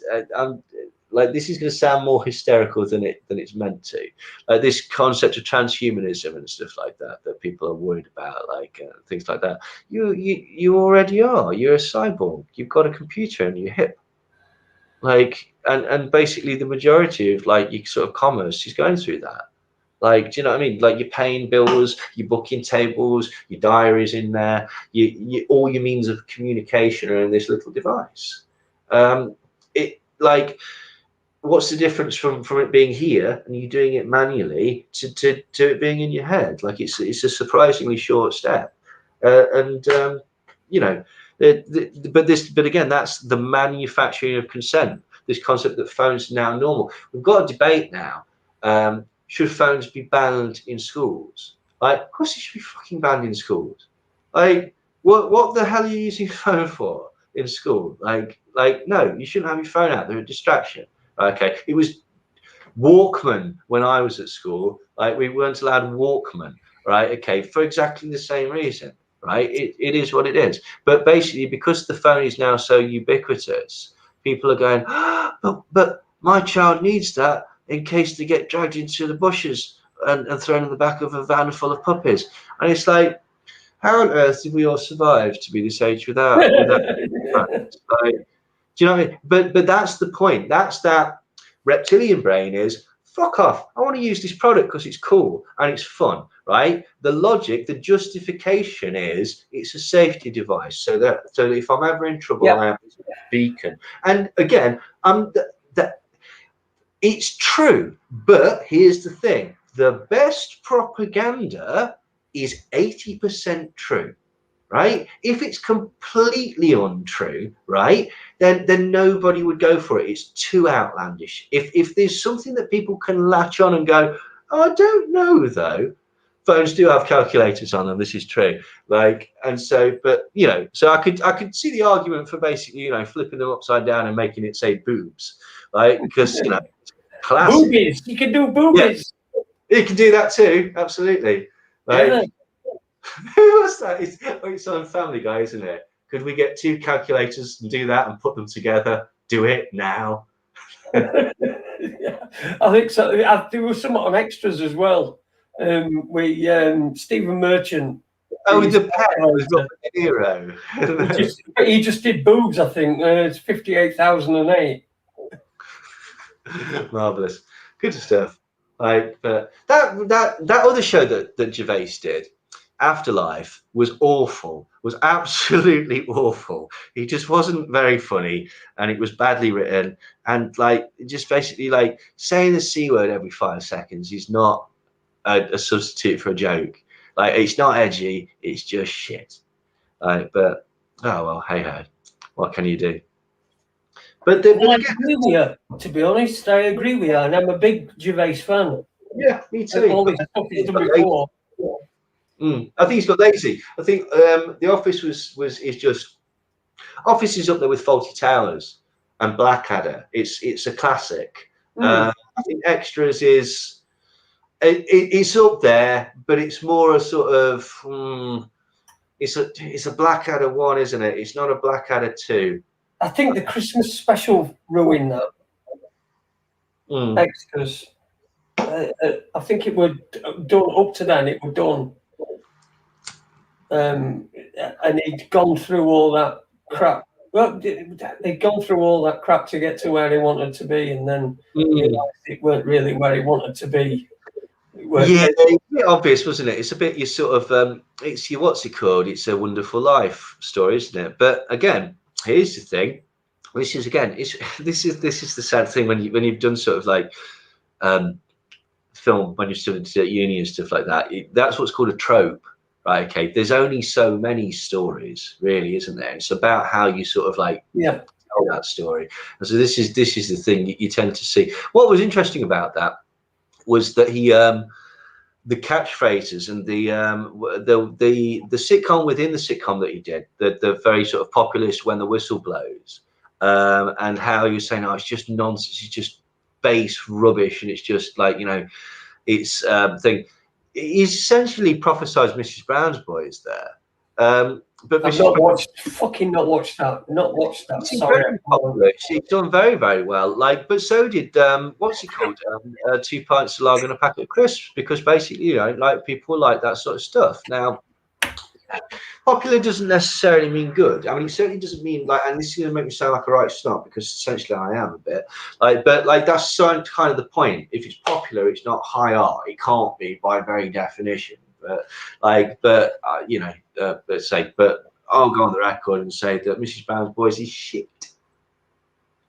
Well, I've never watched it. I just could not bear to watch it. I don't know what it was about it. I think I watched about 5 minutes of it once, and I just couldn't bear to watch it anymore. It would just... It's awful. And they steal jokes. Like, they steal jokes from, like, old Billy Connolly routines and stuff like that. So it's like... See, comedy's gone. Comedy's gone, hasn't it? I mean, at the moment... Well, yes and no. I mean, it's a bit... I mean, this is an interesting argument. Look, like, you know, can you do edgy comedy nowadays and stuff like that? And I can totally see, like, why people would say, no, you can't, because there's more sort of, you know, awareness and shrieking nincompoopery. But at the same time, do you know how you get away with stuff, right? Okay, like, right, how to explain this?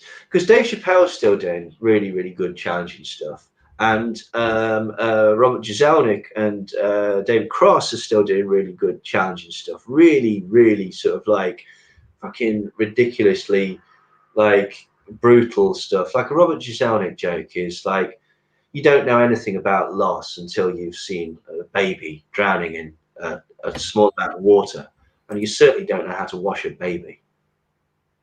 Like, it's brutal. It's, yeah, exactly. It's like, so yes, you can say anything that you want nowadays. There's a bit of a sort of like this concept.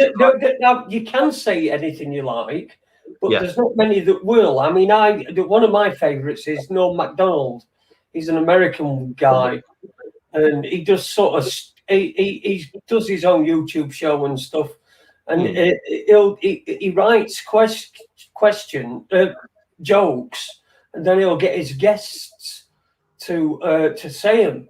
You know, The thing about one of his recent ones were, don't you remember? Don't you hark back to the good old days when all it were on the news were airliners crashing into towers? But this is the point. You know what defines whether something is an acceptable joke or not? It's nothing to do with taste, right? It's nothing to do with context. It's nothing to do with the words that you use, right? Okay, it's whether it's funny or not. If it's funny, you can say anything you want. And here's the silly thing about this, that like whatever, like I mean, I don't like this concept like people being pulled up for like for things they said 30 years ago and stuff like that.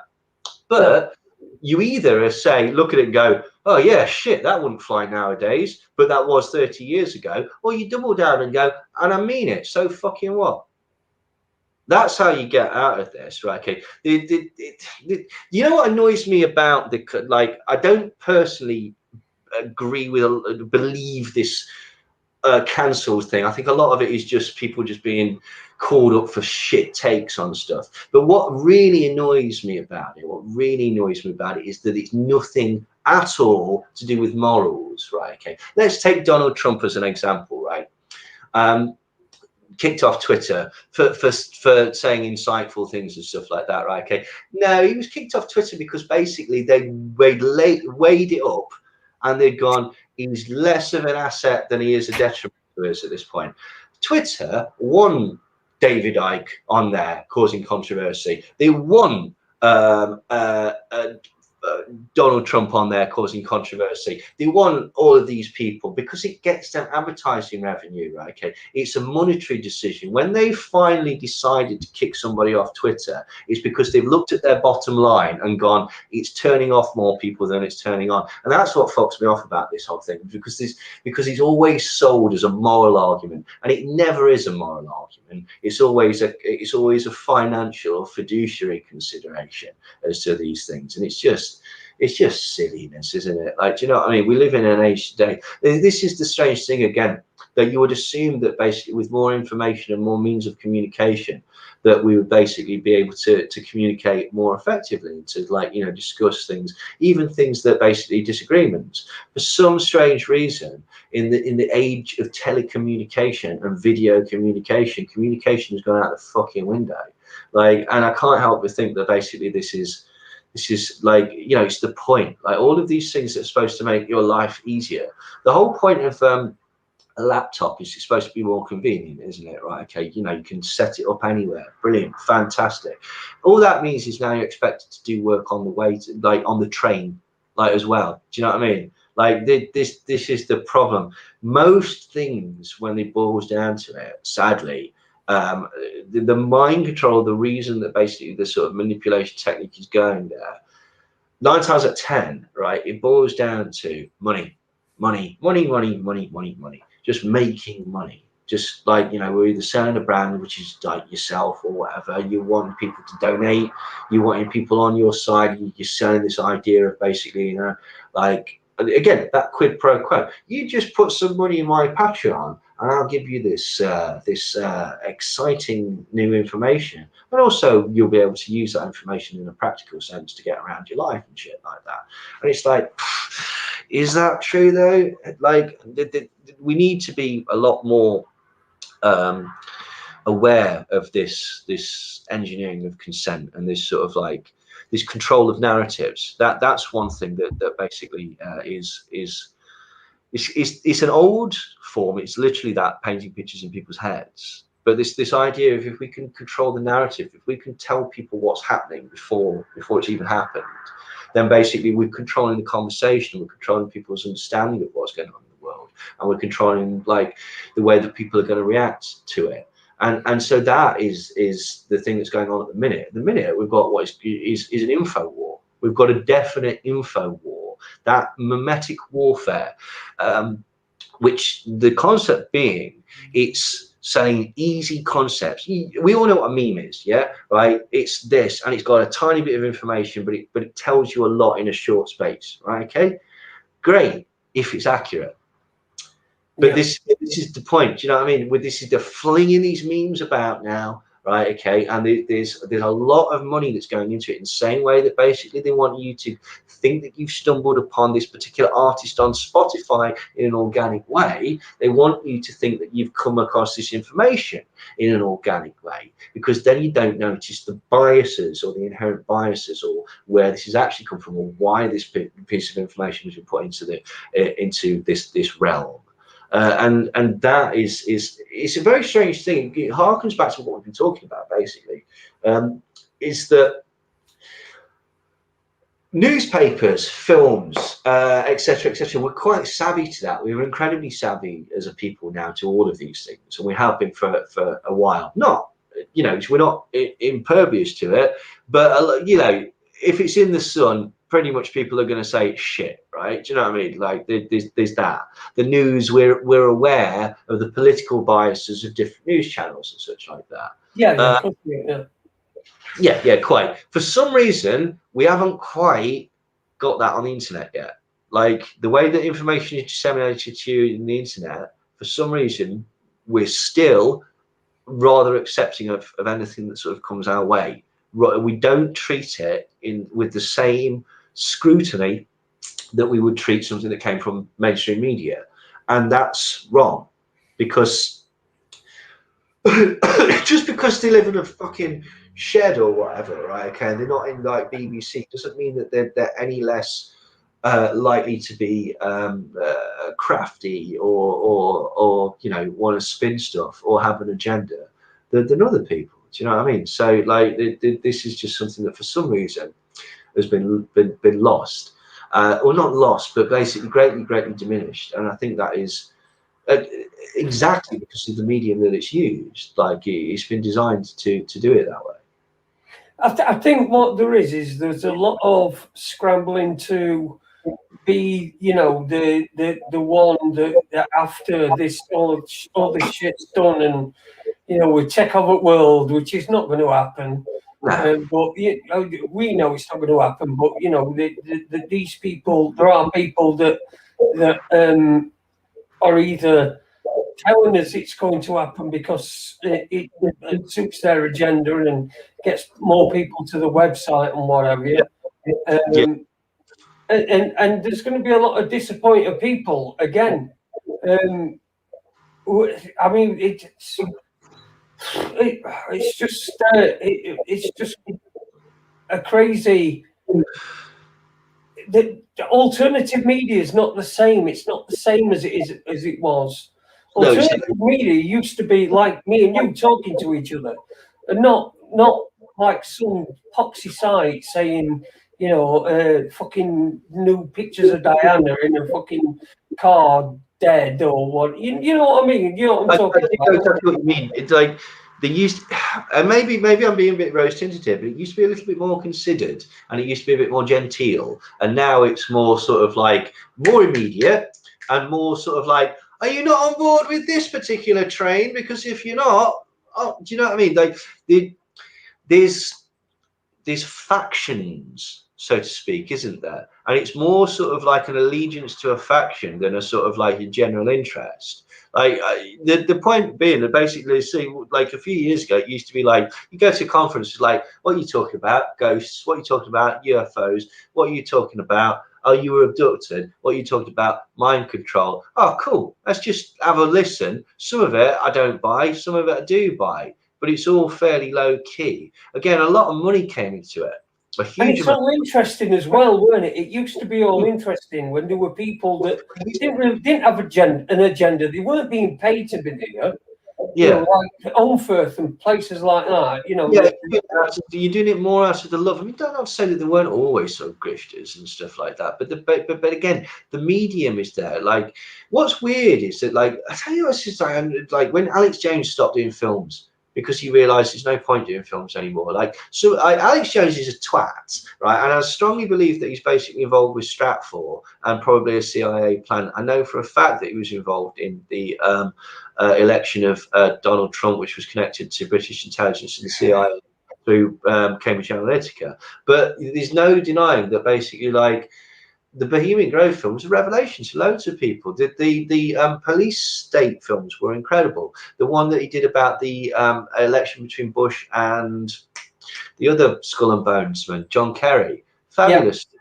And then he just really went off the boil, and he went crap. And I'll tell you what happened in the alt media, right? Two things happened, right? One, YouTube happened, right? And two, nothing happened, right? There was a massive gap in between 7/7, where all of a sudden everybody discovered all these films and all the old presentations and all the sort of, like, you know, the talks that people did, and there was a hole for it. There was a market for it. And again, two things happened. One, right-wing entities decided to flood the zone with shit about Hitler being innocent. And the other thing that happened was people were desperate for any old fucking crap that came along. And so the second that something did happen, Sandy Hook, people went too much with it and started going... No, but I'm going to interrupt you there, Neil. There were a lot of those places, I mean, before even 7/7 and Sandy Hook. And there were a lot of people talking at those. I'm talking about like John Harris and Guy Taylor and stuff. People talking, you know, different things. Absolutely. What I meant was that basically, like, there was a series of people who came to the forefront who were like, "Go on, show us this content," and there was no content. Because there was no major event, like there was no 9/11 type event. Do you see what I mean? And so for a long time, people were stretching it and were needing to come up with a different way to sell stuff. And so it became more clickbaity. Do you see? Is my point. Like you're absolutely right. There used to be a lot more sort of broader sort of like schools of thought and things like that. You know, more esoteric things. People talking about the legal system, etc., etc., etc. But again, I think it's because I think my sort of take on this is that the example of this is Alex Jones. Alex Jones got to a point where he went, "This ain't going to sell no more because people's attention spans has been broken." So basically, he's not doing the 2-hour, 2.5-hour films anymore. He's doing 10-minute segments and like clickbait and stuff like that. Do you know what I mean? And so, it's a bit of a chicken and egg sort of thing. But I totally agree with you that it did change. It went from more scholarly to more sort of like entertainment, really. Like, do you know what I mean? I wonder if I do know what you mean. I've been through this. I've been through it all. I think the when social media kicked in, that's when it really sort of destroyed the organic, thing that were going to happen. That were probably on a forum or somewhere instead of on fucking Facebook and all that sort of shit. So I think that's what it was. Social media, it basically killed it all. It killed forums for a start, which I used to love. I used to love arguing on 9/11 forums for years. And and I'd be up until about 3 o'clock in the morning when I first, when I first saw my first 9/11 film. I'd be up until 3 o'clock. I'd get in from work at 3. And I'd be up till 6, and I'd just be watching stuff.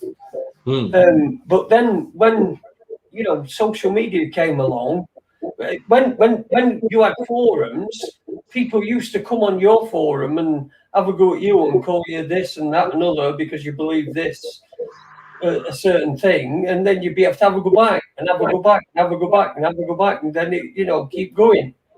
And I know that a lot of them did that just to keep you going, so that you know you weren't really doing what else.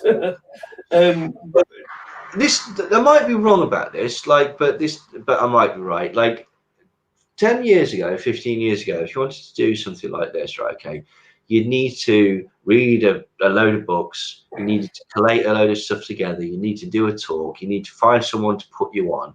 You'd need to hope that they were filming it, that an audience turned up, and then hope that the person that filmed it put it on YouTube or whatnot, or turned it into a DVD and stuff like that. Now you can pick up your phone and go, "Oh, the Earth is made of cheese," and you might get an audience. Do you know what I mean? So, like, again, that might make me sound like a bit of an arse, but there doesn't necessarily need to be the effort put into it anymore. Do you know what I mean? You can achieve a similar result by just doing it. You don't necessarily need to. But you can't, though, can you?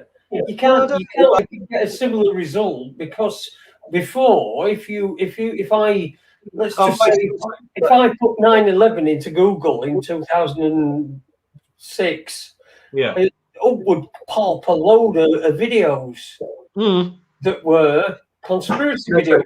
That don't happen now. That won't get anywhere. You're dead right. I didn't mean that. What I meant was, basically, it used to be that basically, like, you would hope that people would go, "Wow, you put a fucking lot of work into that. Like, wow, that must have taken you ages. Congratulations, that's a good talk." Now you can get that same praise easily by spouting any old shit and putting it on Facebook, because of your 5,000 friends, 20,000 followers, or what, one of them will tell you that you're brilliant off the back of it. Do you see what I mean? That's what I mean, is that because of the availability of being able to broadcast yourself and the availability of the platform for you to have an opinion, any fucker can do it now. So it doesn't require the effort. Like, it used to be that basically, well, if I'm going to do a talk, I best know my stuff, otherwise basically I'll look a right moron. Now it doesn't really matter.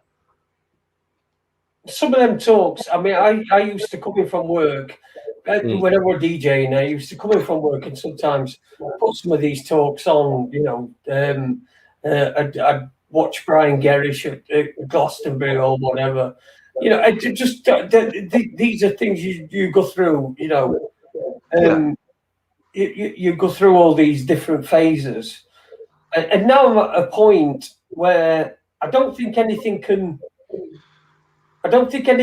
get past my armor as far as you know, being duped and these adverts and stuff like that, and being tuck in. And I don't think when I see an advert with a woman laid over an electric car, you know, in just a bikini, that I'm going to get an electric car and then there'll be a woman laid over front of it. Because, well, it's because it's like magic, isn't it? I've used this sort of analogy before, but basically it's like, once you know that basically he's not cut her in half, she's pulled her legs right up, or he's not cut her head off, she's crawling in a concealed chamber underneath the stage.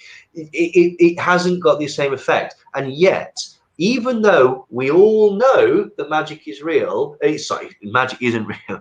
So there's still the ability, when it's done really, really well, for you to go, "The fuck did he do that?"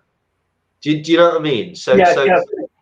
Like, the more you know, the less susceptible you are to it, because again, it's pattern recognition. It's literally that. Like, this is why basically with a lot of people that are floating out at the minute, basically going, "I'll send me this money" and stuff like that. To me, it's like, I can't believe people are falling for this shit. Like, because they're just literally, it's a grift. They're telling you exactly what you want to hear because it's psychologically comforting, and then you pay them money, right? And then they'll fuck off and you'll never hear from them ever again, right?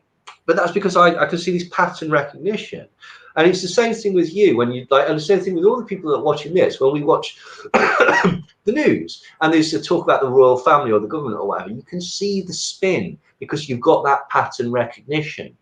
But this is the point. There's a whole series of newer patterns that are coming in, and they're not really like, it's like anything. It's like, you know, it's like when you look at punk rock, you go, oh, it's rock and roll, isn't it? It's a new take on rock and roll and stuff like that. Same thing with this. It's the same trope. It's the same pattern. It's the same mechanism, because you're the same type of human being that has been here for time immemorial. And the methods that they use to manipulate you, that worked 500 years ago and 1,000 years ago, they still work today.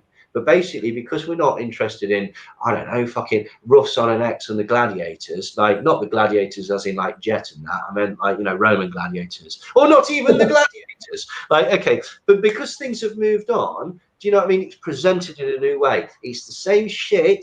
It's just a very, very different box. Mm. Yeah, very different box. Do you know, we've managed nearly, we've got 5 minutes left. Well, we've got 5 minutes, we've got as long as we want left, really. But we still haven't used the C word. So I think we should be commended on that and get a round of applause from the chat room. Absolutely. Like, well, you know, like this is right.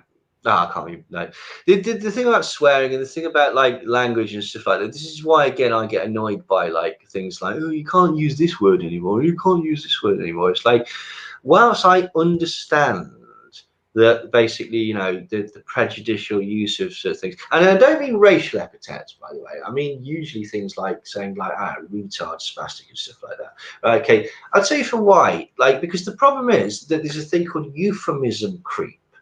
That basically means people are cruel, right? People are horrible, right? Okay, you know, now that people who are less physically able are now called special, or less mentally able are now called special. Well, now special has become an insult, and soon you won't be able to say special because it's a thing, and that's the problem. The problem is that basically people will identify people who are different, and they will be cruel to them, right? And the control of language like that doesn't work, because people find new ways to insult people. Yeah. So again, with all yeah, it needs education. It doesn't need legislation per se. I mean, sometimes it does. Do you know what I mean? Like, but basically, it's more an education thing than a thing. And again, all of this is born out of all of this sort of like hitting down, like, you know, like aggression is born out of the frustrations of society. Like, do you know what I mean? It's misdirected anger that is basically, again, being used by those in control to keep us fighting, right? Okay, because basically, as I say, like, there's more of us than there are of them, and if we notice that and notice these stupid fucking inequalities in the world, and basically like how staggered the ladder is, then basically, like, you know, they wouldn't be able to continue with it. But again, this is sort of the entire point of what we've been talking about tonight. Mind control. It's systematic control of people in order to oppress them. Like, the best way to do that is to create social turbulence. If people think that basically they're under some sort of trauma, like, or some sort of attack, or that their position is being attacked, or that they're going to have something taken away from them, they don't think clearly, and so they revert to an authority figure. Now, not necessarily the authority of the government or whatever, but an authority figure. And again, this is a way that people can manipulate you. They'll introduce fear, trauma, uncertainty into your life, and basically, like, you can utilize this to manipulate people. So this is just that's just what people need to be aware of. Yeah, and the more people are aware of it, then the more they're going to be able to avoid becoming a victim, because that's what people are. The victims of this stuff, this mind control stuff. It's all over now. It's irrefutable that. You want to go look at BBC. Mm-hmm. I mean, 2 million people in London, and nobody, they don't, not a peep. You know, a few thousand anti-lockdown protesters or something or other. And then they set up this situation with this BBC guy where he's supposedly being chased around by people who are really angry at him. When if actually it was a real thing, he'd have been fucking lynched. And the same with that, the Chris Whitty thing as well. I mean, the Chris Whitty thing, that's obviously staged, you know, because let's face it, if there were real fucking protesters, he would have been hung from a fucking lamppost. Maybe. It's difficult to say. Like, this is the thing. I totally see your point. You might well be right. I haven't really looked into it that deeply, but I totally agree with you that the BBC is just an establishment tool. Like, it doesn't mean that occasionally, right? Okay, that you know, there's something good on there. Like, you know, the BBC is one of the this is the irony, is that the broader the media, the more likely you are to actually have voices of reason, so to speak. And the BBC has produced some fabulous stuff. It's also produced a huge amount of shit. So it's a very tricky, like, do you know what I mean? It's very tricky. But like, yeah, they're an establishment mouthpiece. Of course they fucking are. Like, I mean, Laura Kuenssberg, well, for a start, like, she's not MI5. I'll eat my own fucking shoes. Like, she's like, she's literally all she does is run interference for that fucking, like, what's his, like, retarded fucking, like, Labrador, Boris Johnson. Like, he's just an idiot. Like, and like, yeah, it's very clear that they're not talking about the corruption as well. Like, you know, this, like, basically, like, do you know how much has been pissed away to their mates through the VIP lane, and like unusable PPE, the test and trace system and stuff like that? I know we weren't supposed to talk about this, so we're just literally going to talk about this one thing. We're not even going to mention the C word, but 200 fucking billion pounds, 200 billion pounds of taxpayers' money have gone to their mates. 200 billion pounds. Yes. 37 billion pounds. This is my point, right? Okay. Like, this is the stuff that I've been saying that has been fucking missed by a country mile by the alt media. For some reason, we've not been talking about this. 200 billion quid's worth of just taxpayers' money literally gone to the mates. You've got a prime minister who was shagging someone behind his dying wife's back, and then when she got pregnant, was shagging someone else, to the point where she found out and he threatened her or hit her, and the police were called. You've got a like, you know, health secretary that's having an affair and selling, like, PPE contracts worth several £million to the landlord of his pub, his local pub. You've got, like, the home secretary who's spending £78,000 on getting her eyebrows plucked. Like, where the hell she had that done? Like, do you know what I mean? The level of corruption at the minute, and like, we are literally a banana republic in the UK, and everyone's missing this by a country mile, right? For some reason, nobody's looking at this and looking at the cronyism and looking at the genuine actual problems that are going on. It's just not being looked at. But yeah, 200 billion pounds. Fuck it, that's a fuckload of money, man. That could Isn't it? solve a lot of issues at home that are, you know, real. And the next thing that's coming, and again, we're not going to talk about the reason why, but the next thing that's coming is the privatisation of the NHS. They're going to bring in, like, they're creating a backlog, and they're going to bring in American firms to just take up that slack. I know that. Which is why I won't touch NHS with a fucking barge pole. You know what? We didn't actually talk about any of the sort of historical. What I wanted to talk about. I've had a lovely time, by the way. Thank you. But I wanted to talk about sort of MKUltra and hypnosis and Manchurian candidates and, like, psychotronics and things like that. And we haven't touched on that at all. So hopefully, perhaps I could come back and we could do that another time. We'll do that another day. That's no problem. Listen, I always enjoy talking, mostly listening, but, you know, talking with you. I'm sorry. I've got no. Listen, it makes my job fucking a load easier. If I hadn't done this for quite a while, about a month, because I've not been up to it. But tonight, I've really enjoyed it. So I enjoyed talking to you.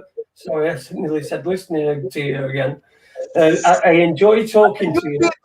Neil, it's been very pleasant. it's always good fun.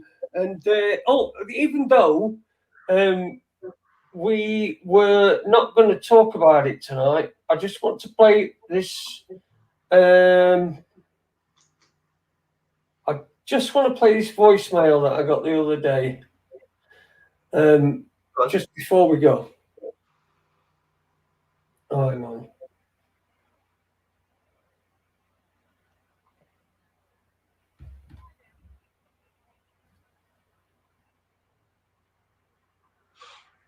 Plans and whether you might need any support in booking your appointments. Bollocks, hang on. There, I'm calling. Here we go.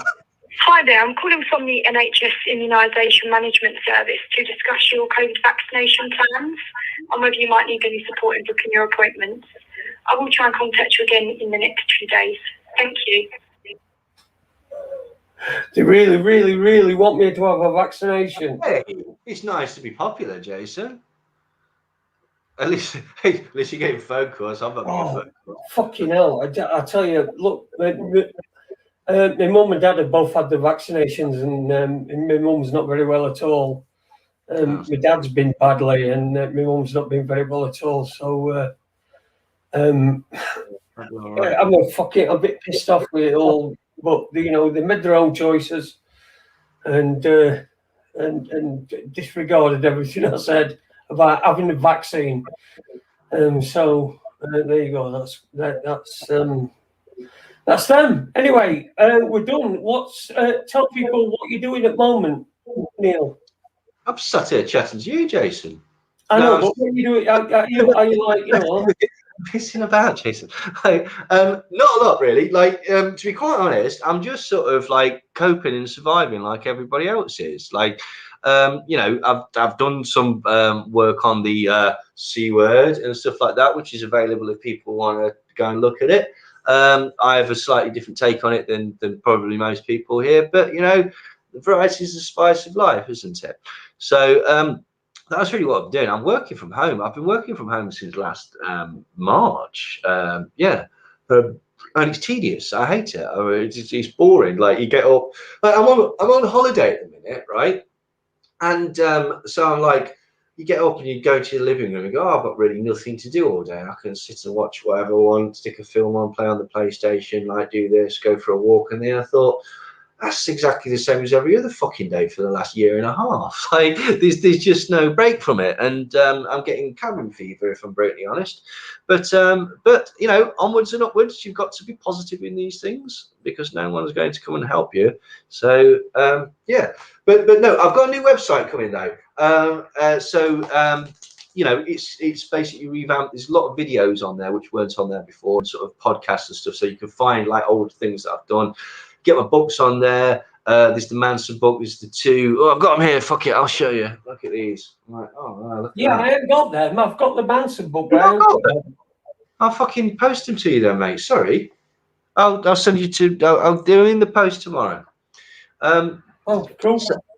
There you go. And but they're available on my website if people are interested. There's the hard copy books, they're 15 quid each, or you can get both of them for 25 quid. You can get them on PDF for £5.99. You can get them on Kindle for £5. There's the Manson book, that's also available on Kindle, and there's a book on Cambridge Analytica, which is a mind control internet-based program that is used to control elections. And that's also available on PDF.